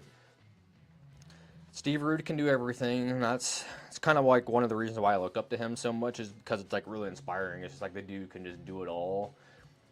It's like so many people struggle drawing women, and then so many people especially just struggle drawing kids, and he can draw little girls, and that ain't easy to do, man. Like, little kids and babies are like the hardest thing to draw, to like get right, and it's like if you look at any drawing that dude's done, it's just like that looks like a person, you know what I mean? And that really comes down to the artist that Steve Rude studies. So he studies a lot of Norman Rockwell, which, like, surprise, surprise, is like, look at his art style and look at Norman Rockwell. You can definitely see the influence there.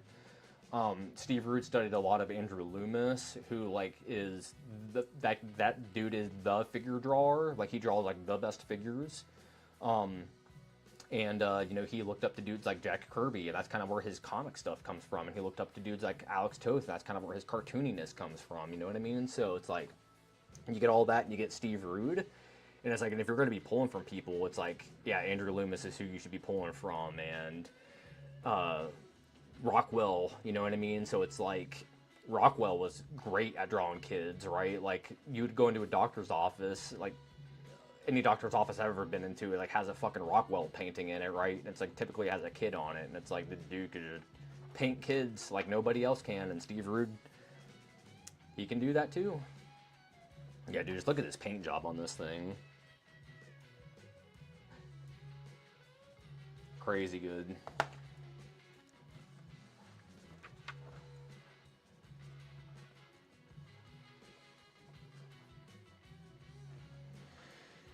But yeah, every once in a while I look at Steve Rude's website and I'm like, man, if I had the money, I would buy one of these pages in a heartbeat. But I ain't spending no 5 grand on it, I can tell you that. And nor do I have the 5 grand to spend on it.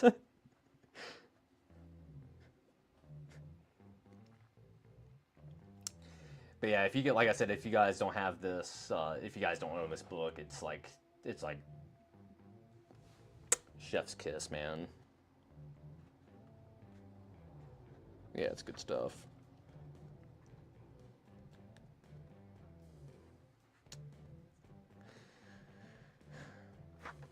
Yeah, I think that Nexus is super underrated too. It's kind of a shame that it's not as popular as what it should be. Oh wow, look at that.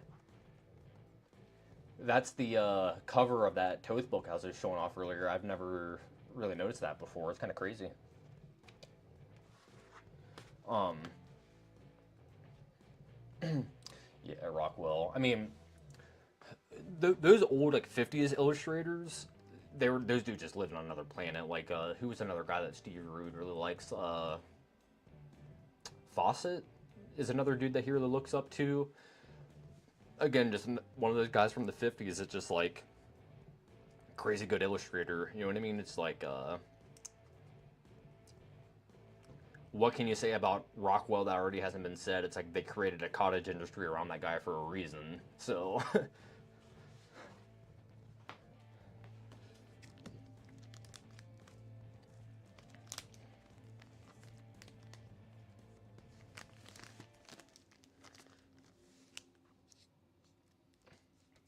yeah, the Andrew Loomis book. What is it called? Creative illustration, I think is what it's called. It's like that's like a figure drawing book that every artist should have in their collection. In my opinion, it's like it's that good. Yep, Steve Rude does the same thing. Steve Rude just does nothing but photo reference himself, or he pays models to come into his studio, and he does it that way. Um,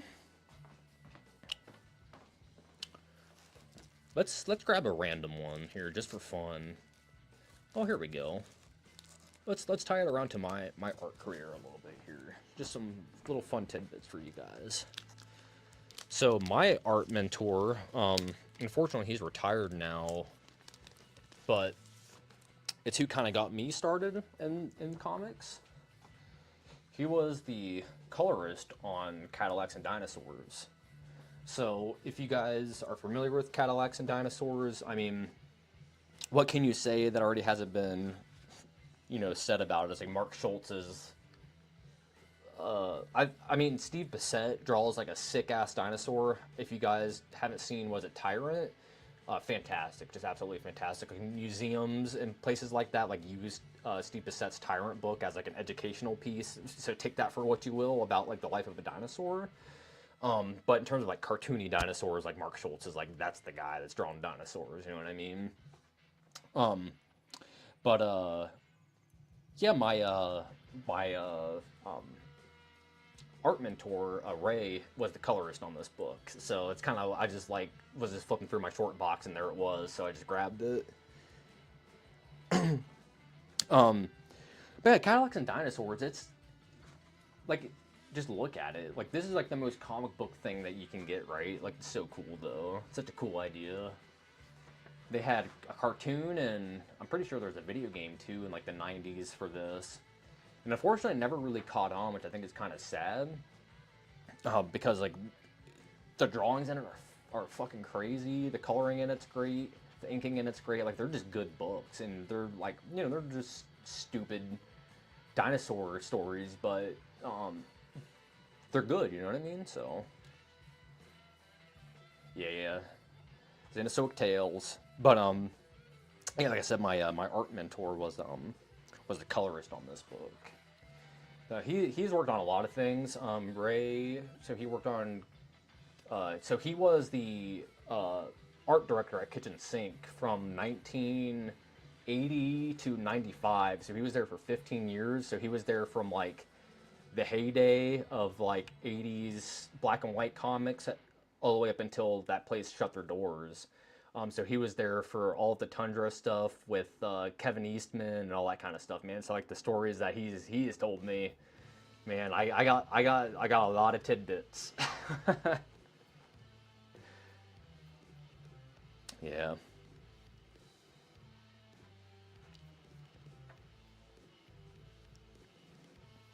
Great cartooniness. They're getting hit with the buttstock of the gun there. But yeah, it still has like that like 80s grunginess to it, you know what I mean? Cuz when did this come out? Yeah, 1990. So it's that's what I mean. Like it still has like that nastiness, you know, that late 80s nastiness to it. It's like has like Punisher vibes, you know what I mean? Like that's what it feels like. It feels like a like that original Punisher book. That is such a good drawing.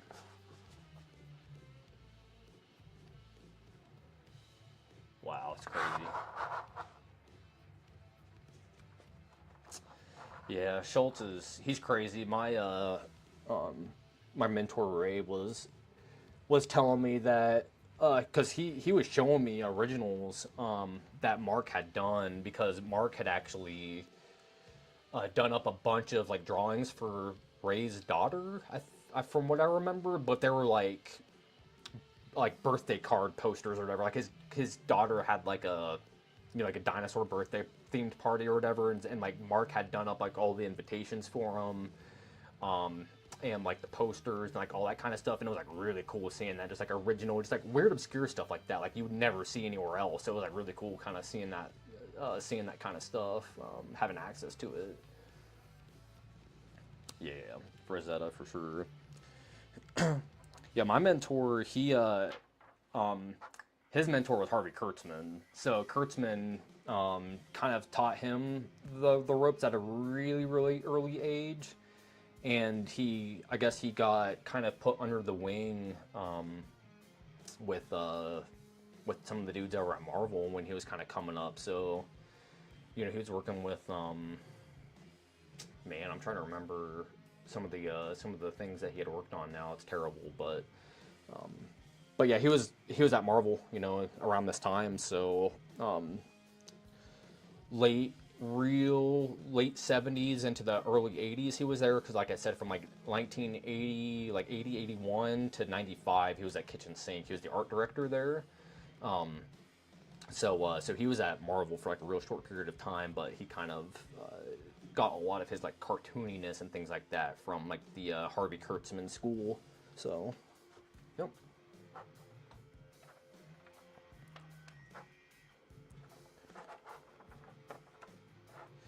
Yeah, and actually, Schultz, he had drawn a Simpsons. I don't even know what you want to call it, like a pinup, I guess. It was on a Bristol board, but it was landscape, so it was sideways, and it was just like one big splash page. It kind of said like The Simpsons on it, and it was just kind of like a big long like panoramic image, I guess is like the way to describe it. And Ray had that too, and Schultz had drawn that, and that thing was like incredible. And it was a Simpsons drawing, and he just had it just because he was friends with them or whatever. But yeah, like my art mentor, dude, he's done so much stuff. Like he's worked with Kevin Eastman. Um, Man, who else has he? He's Don Simpson. He did Megaton Man.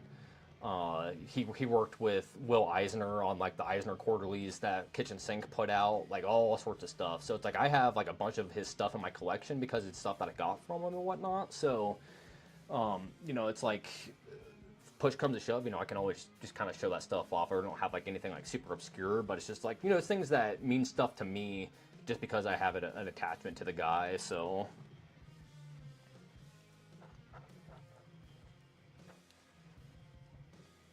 yeah, this is a really good drawing here too.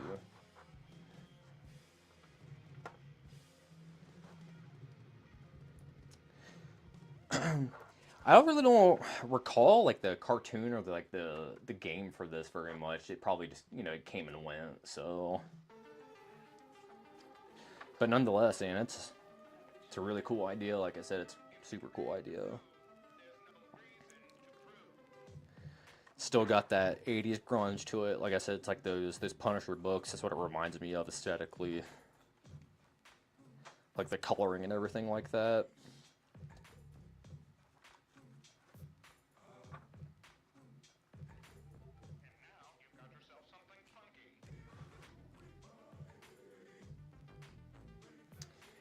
Look at this.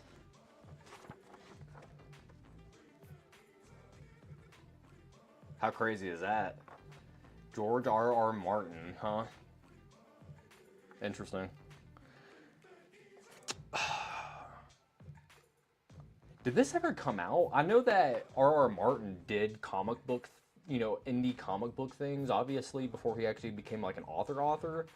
But did Wild Cards ever come out? Like, I don't think so. Like, it doesn't remind me of anything. Okay, the game is good, yeah. I don't know. I've never played it, surprisingly. And like, I consider myself like a games expert, to be honest with you. And I've never played that. It's kind of surprising.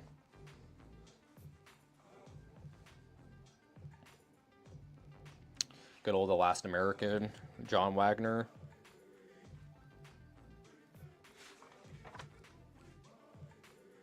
But yeah, good old Cadillacs and Dinosaurs, man. It's good stuff.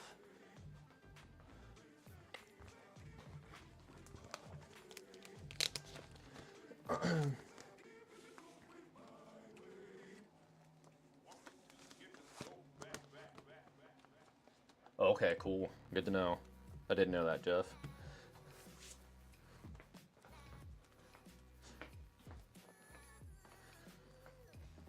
What we got? We got 10 minutes. We can show off something real quick again, just to put it out quick.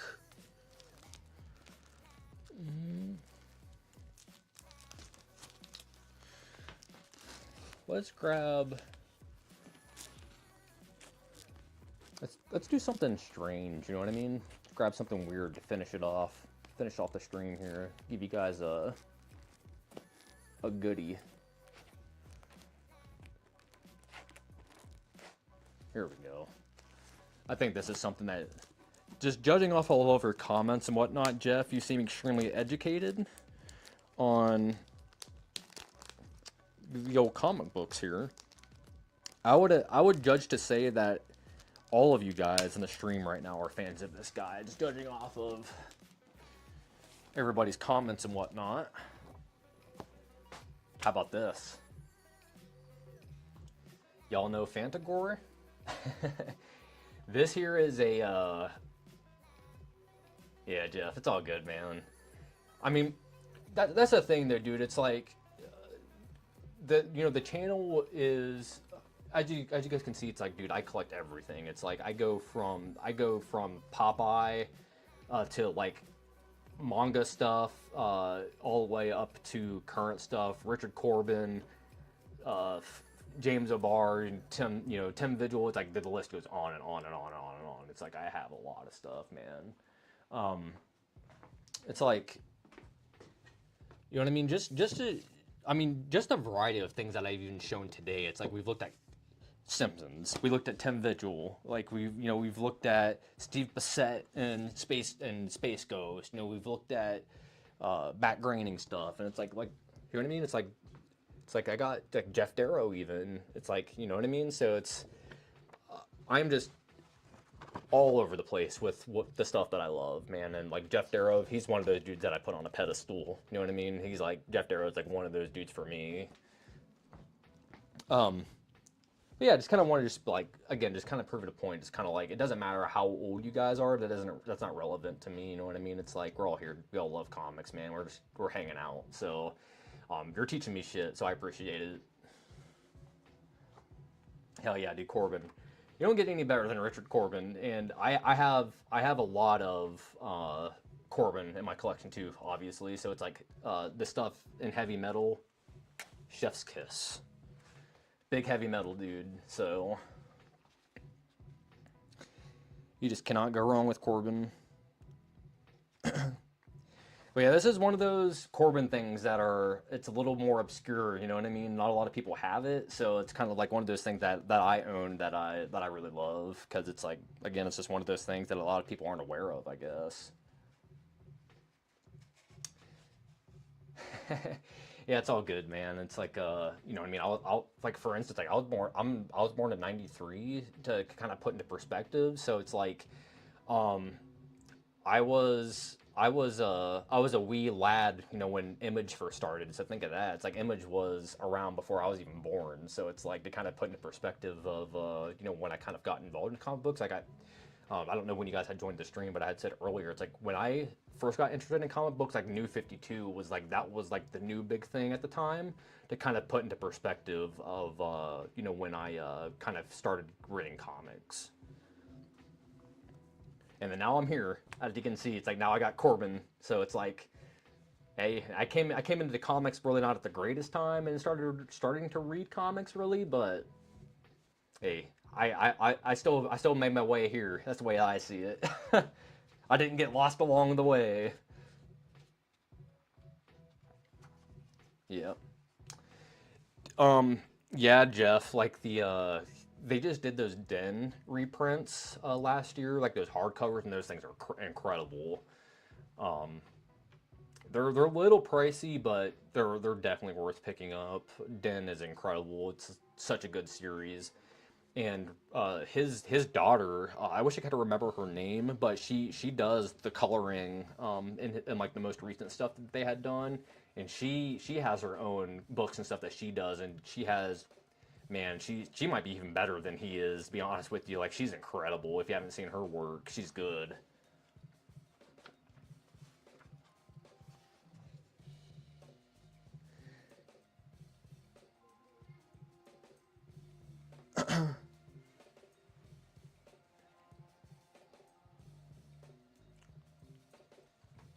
But I did though.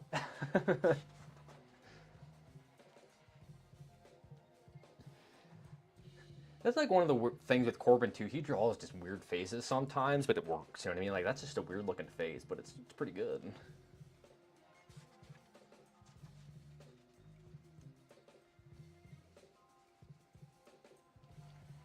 Yeah.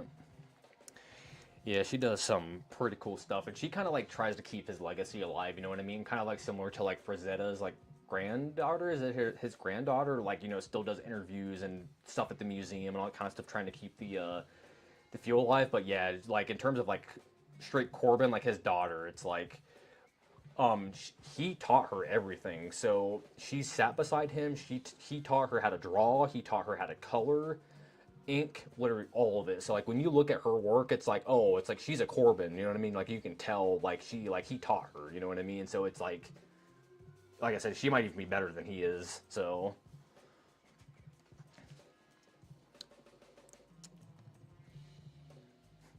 but yep.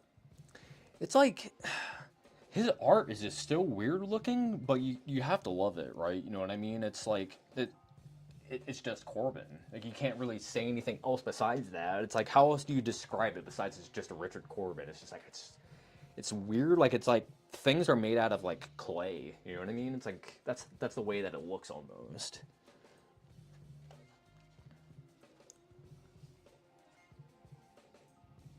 Wow, this is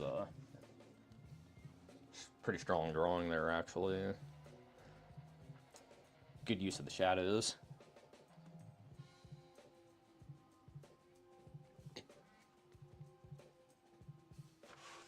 This this gun here is a little weird looking. I don't know about that. And then, again, just I guess if you guys don't know this, I was in the Marine Corps for 5 years. I was a combat engineer. Specifically, I was a fire team leader for a machine gun team. So one of my favorite things to do, just in comics in general, is to see how people draw guns or machine guns or whatever, and just kind of like seeing how they're drawing. It's like most of the times, like people have no fucking idea how to actually draw a weapon right. Yeah, for sure, Jeff, dude. Like I have so many heavy metals. It's like just this over here. Just because we're just on the topic, and we're gonna wrap up here in like the next like 10 minutes or so. But I just wanted to grab this here quick. Let's see if I can find it. Buried in my magazine box, and I got a lot of magazines. Just give me a second here. If I can find it.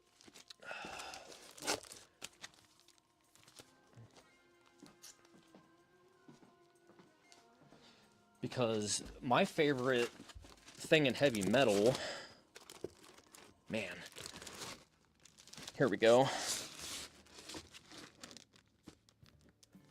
My heavy metal magazines. Here it is. Found it finally.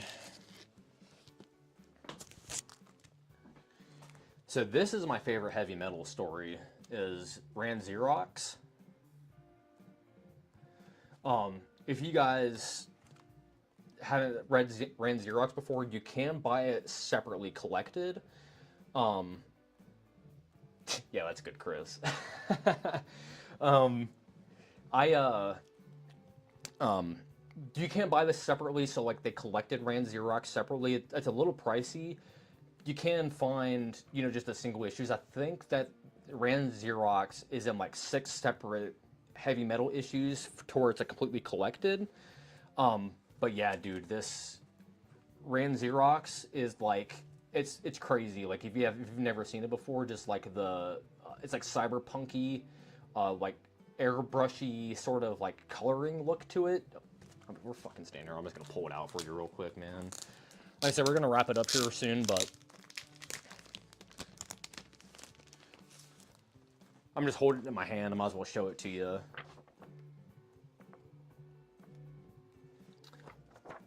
Yeah, I'll try to find that video and see if I can track it down. But yeah, dude, heavy metal is like one of my favorites, right? It's like, I'm a big metal hardcore punk dude, so it's like heavy metal. It's like, of course, like, yeah, here's Ran Xerox. It's like, look at this, man. It's so cool.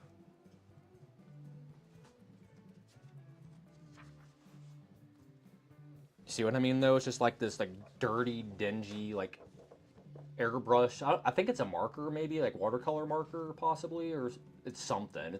I think it's a marker is what's going on. It's a marker, but yeah, it's you know what I mean, just the cyberpunkiness to it. So good.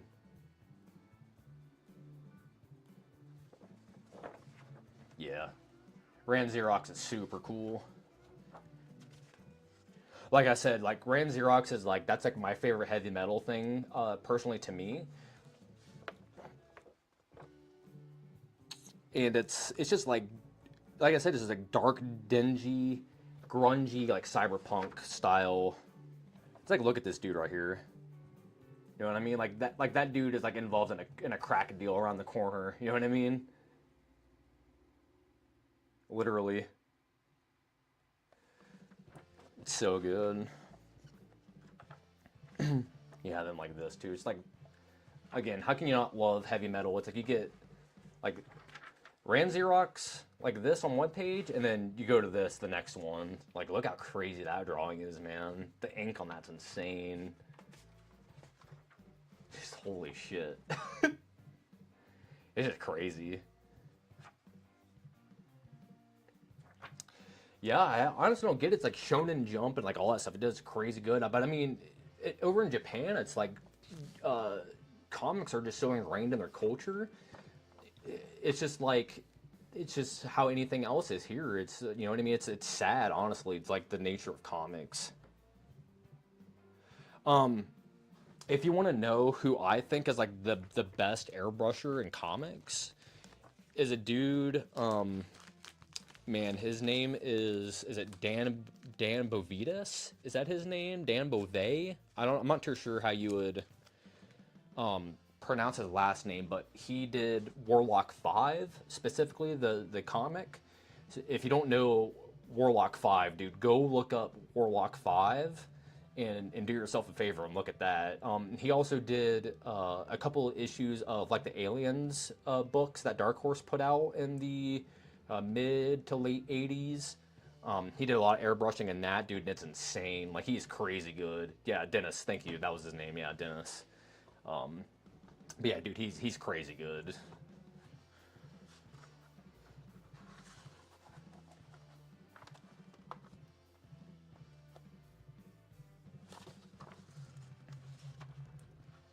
But yeah, Fantagore is it's like an anthology book, you know, that Corbin had put out.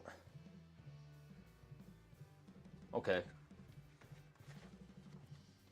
Yeah, Bernie Wrightson. Bernie Wrightson. If you ever look at Todd McFarlane, how he draws hands, he just straight up steals that from Bernie Wrightson. It's like clear as day.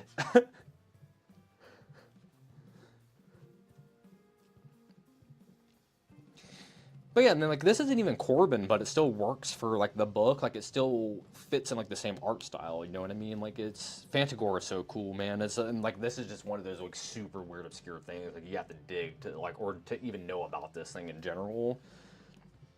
So, hell yeah, man, this is so cool.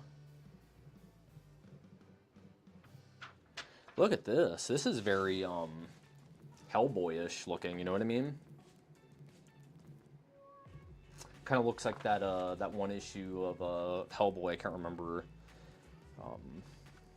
the name of the story now, but you know, I'm sure you guys know what I'm talking about. Yeah, Tim Visual. At the end of the day, everybody should be a Bernie Wrightson fan, right? It's like just one of those dudes, man. It's just it's Bernie Wrightson, you know. It's like, what else do you need to say about him besides it's just like he's the man, right? It's like, but yeah, Fantagor, it can be a little pricey. So this is the first print for it. There is different variants. So I think I want to say that there's two different colors, or two different versions of this cover. I could be wrong, so if I'm misspeaking, you know, feel free to correct me. But I'm pretty sure that this is the B version. There's an A version, and the only difference is the coloring on the lettering. I think the A version is green, and this one's red. That's the only difference between the two. I think the image is still the same. So, the B image, this thing goes for like $10 to $20, kind of depending on. Oh yeah, we got to check out this back cover. Look at this. And not the most Corbin thing you've ever seen. But yeah, this thing goes for in between like $10 to $20, kind of depending on condition and all that. I paid $12 for mine, so good middle ground.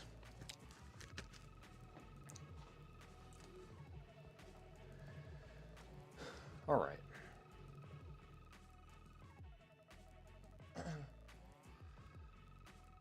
But yeah, we're probably gonna start wrapping it up here. Like I said, I gotta take care of a couple of things, and my my girlfriend's gotta start getting ready and whatnot to go head out here. So,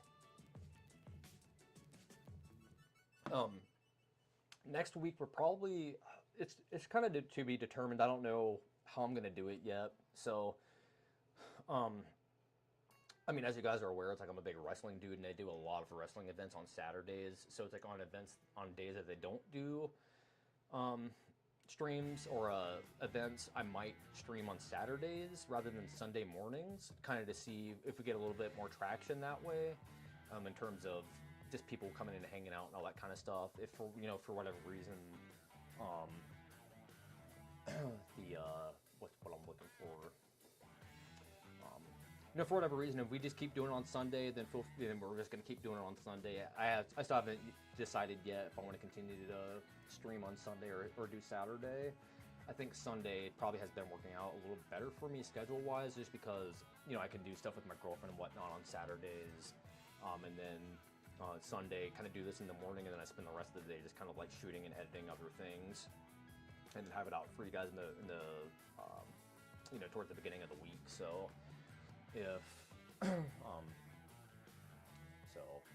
we'll see. I'll have an update up on the channel at some point during the week of what we're going to be doing for next weekend in terms of the stream. But this week I should have a toy review up. I guess full disclosure, you guys are kind of here hanging out. I'll show you guys because we got fans of Eddie P.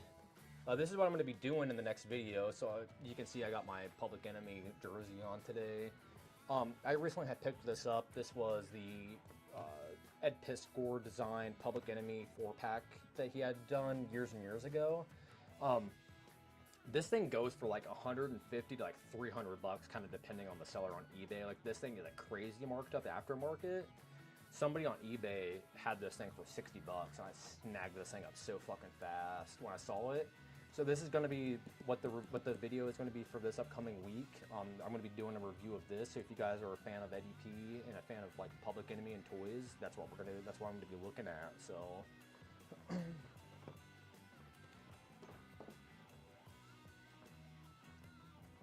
Yeah, dude. I have like a back and forth relationship with like the Piscor family a little bit. And because like I guess like just kind of sitting here and just bullshitting with you guys just while we're closing this up here. Just give me a second, hold on. So yeah, I kind of formed a relationship with like the Piscor family a little bit.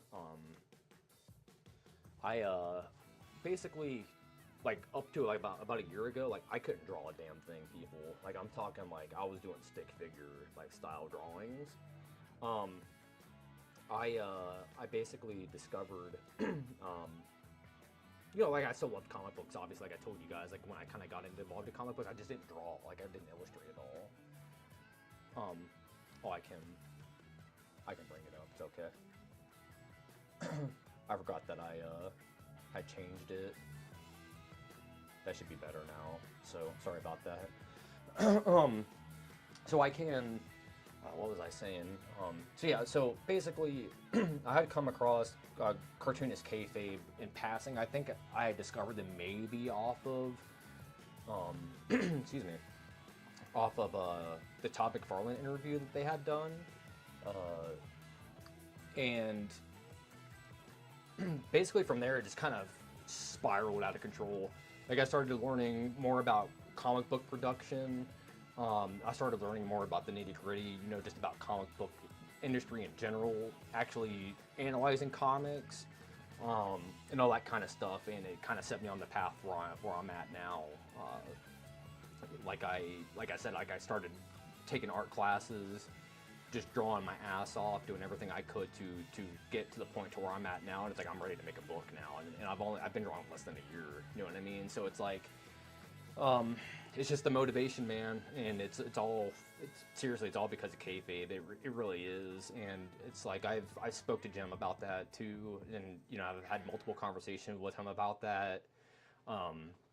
And with, like I said, with like the Piscor family and stuff, it's like I really really look up to those dudes. It's not like one of those things like I'm riding on their coattails or anything like that. It's just like I'm just being realistic. It's like I would not be drawing or being involved in comics if it wasn't for those two dudes, and that's just the reality of things. So I'm just trying to level with you guys.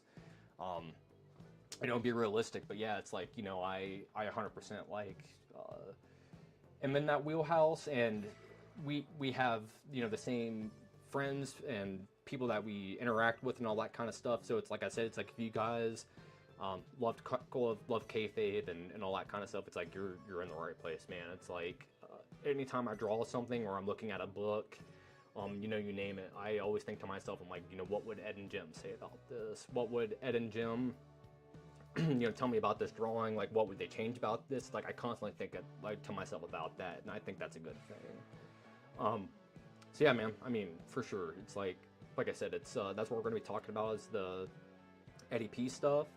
So that's what's going to be coming up in the channel this upcoming week. And like if you guys read my channel, like my description of my channel, it's like I say like I'm the best heel in comics, brother, because like I put on like a like a personality a little bit similar to like what Ed would, where it's like Jim and Ed, they kind of had like a dynamic towards like Ed was more of a baby face, and I was like Ed was more of like the heel side of things, and it's like I think Rick is the best the best of all time, Ric Flair. So it's like I don't know, I forget where I was going at with that, but yeah, thanks Chris, man. I honestly have a lot coming up for you guys, so it's like just keep an eye out for what I'm doing, man. Oh, I remember what I was gonna say. So it's like I kind of take that thing off of like Ric Flair, like the heel side of things, where it's like, you know what I mean? It's just kind of like I like that about Ed a lot, where he's not afraid to hold back, and he's to tell you what he actually thinks about stuff, and that's kind of the person I am. I grew up playing in hardcore bands and stuff like that. Just the stuff that I came from, you know what I mean? It's like, that's my background, and it's like, I'm not gonna bullshit people. So it's like, if I think it's trash, I'm gonna say it. So, but yeah, like I said, I have a lot of stuff planned and going on. More to come. Once the time comes, you guys are probably going to be like, oh, dude's making moves, because I am making moves in the background. I just can't talk about them yet. So it is what it is, man. But we'll have more to come. Like I said, we've got a video coming up this week. We're going to be looking at those ADP Public Enemy toys. Probably going to be doing another live stream either Saturday or Sunday. That's to be determined. So just keep an eye out for that. And yeah, absolutely, man. It's like, yeah, thanks for hanging out and just shooting the shit with me here today. It was a lot of fun, actually. It went way longer than I anticipated. I only thought I was gonna maybe do an hour and just kind of call it, but sitting and talking with you guys and shooting the shit and all that's been a lot of fun. I've learned stuff, so it's a win-win for everybody. But yeah, I just hope everybody has a good rest of your weekend. And like I said, I'll be back next weekend, so I'll talk to you guys then. So peace out.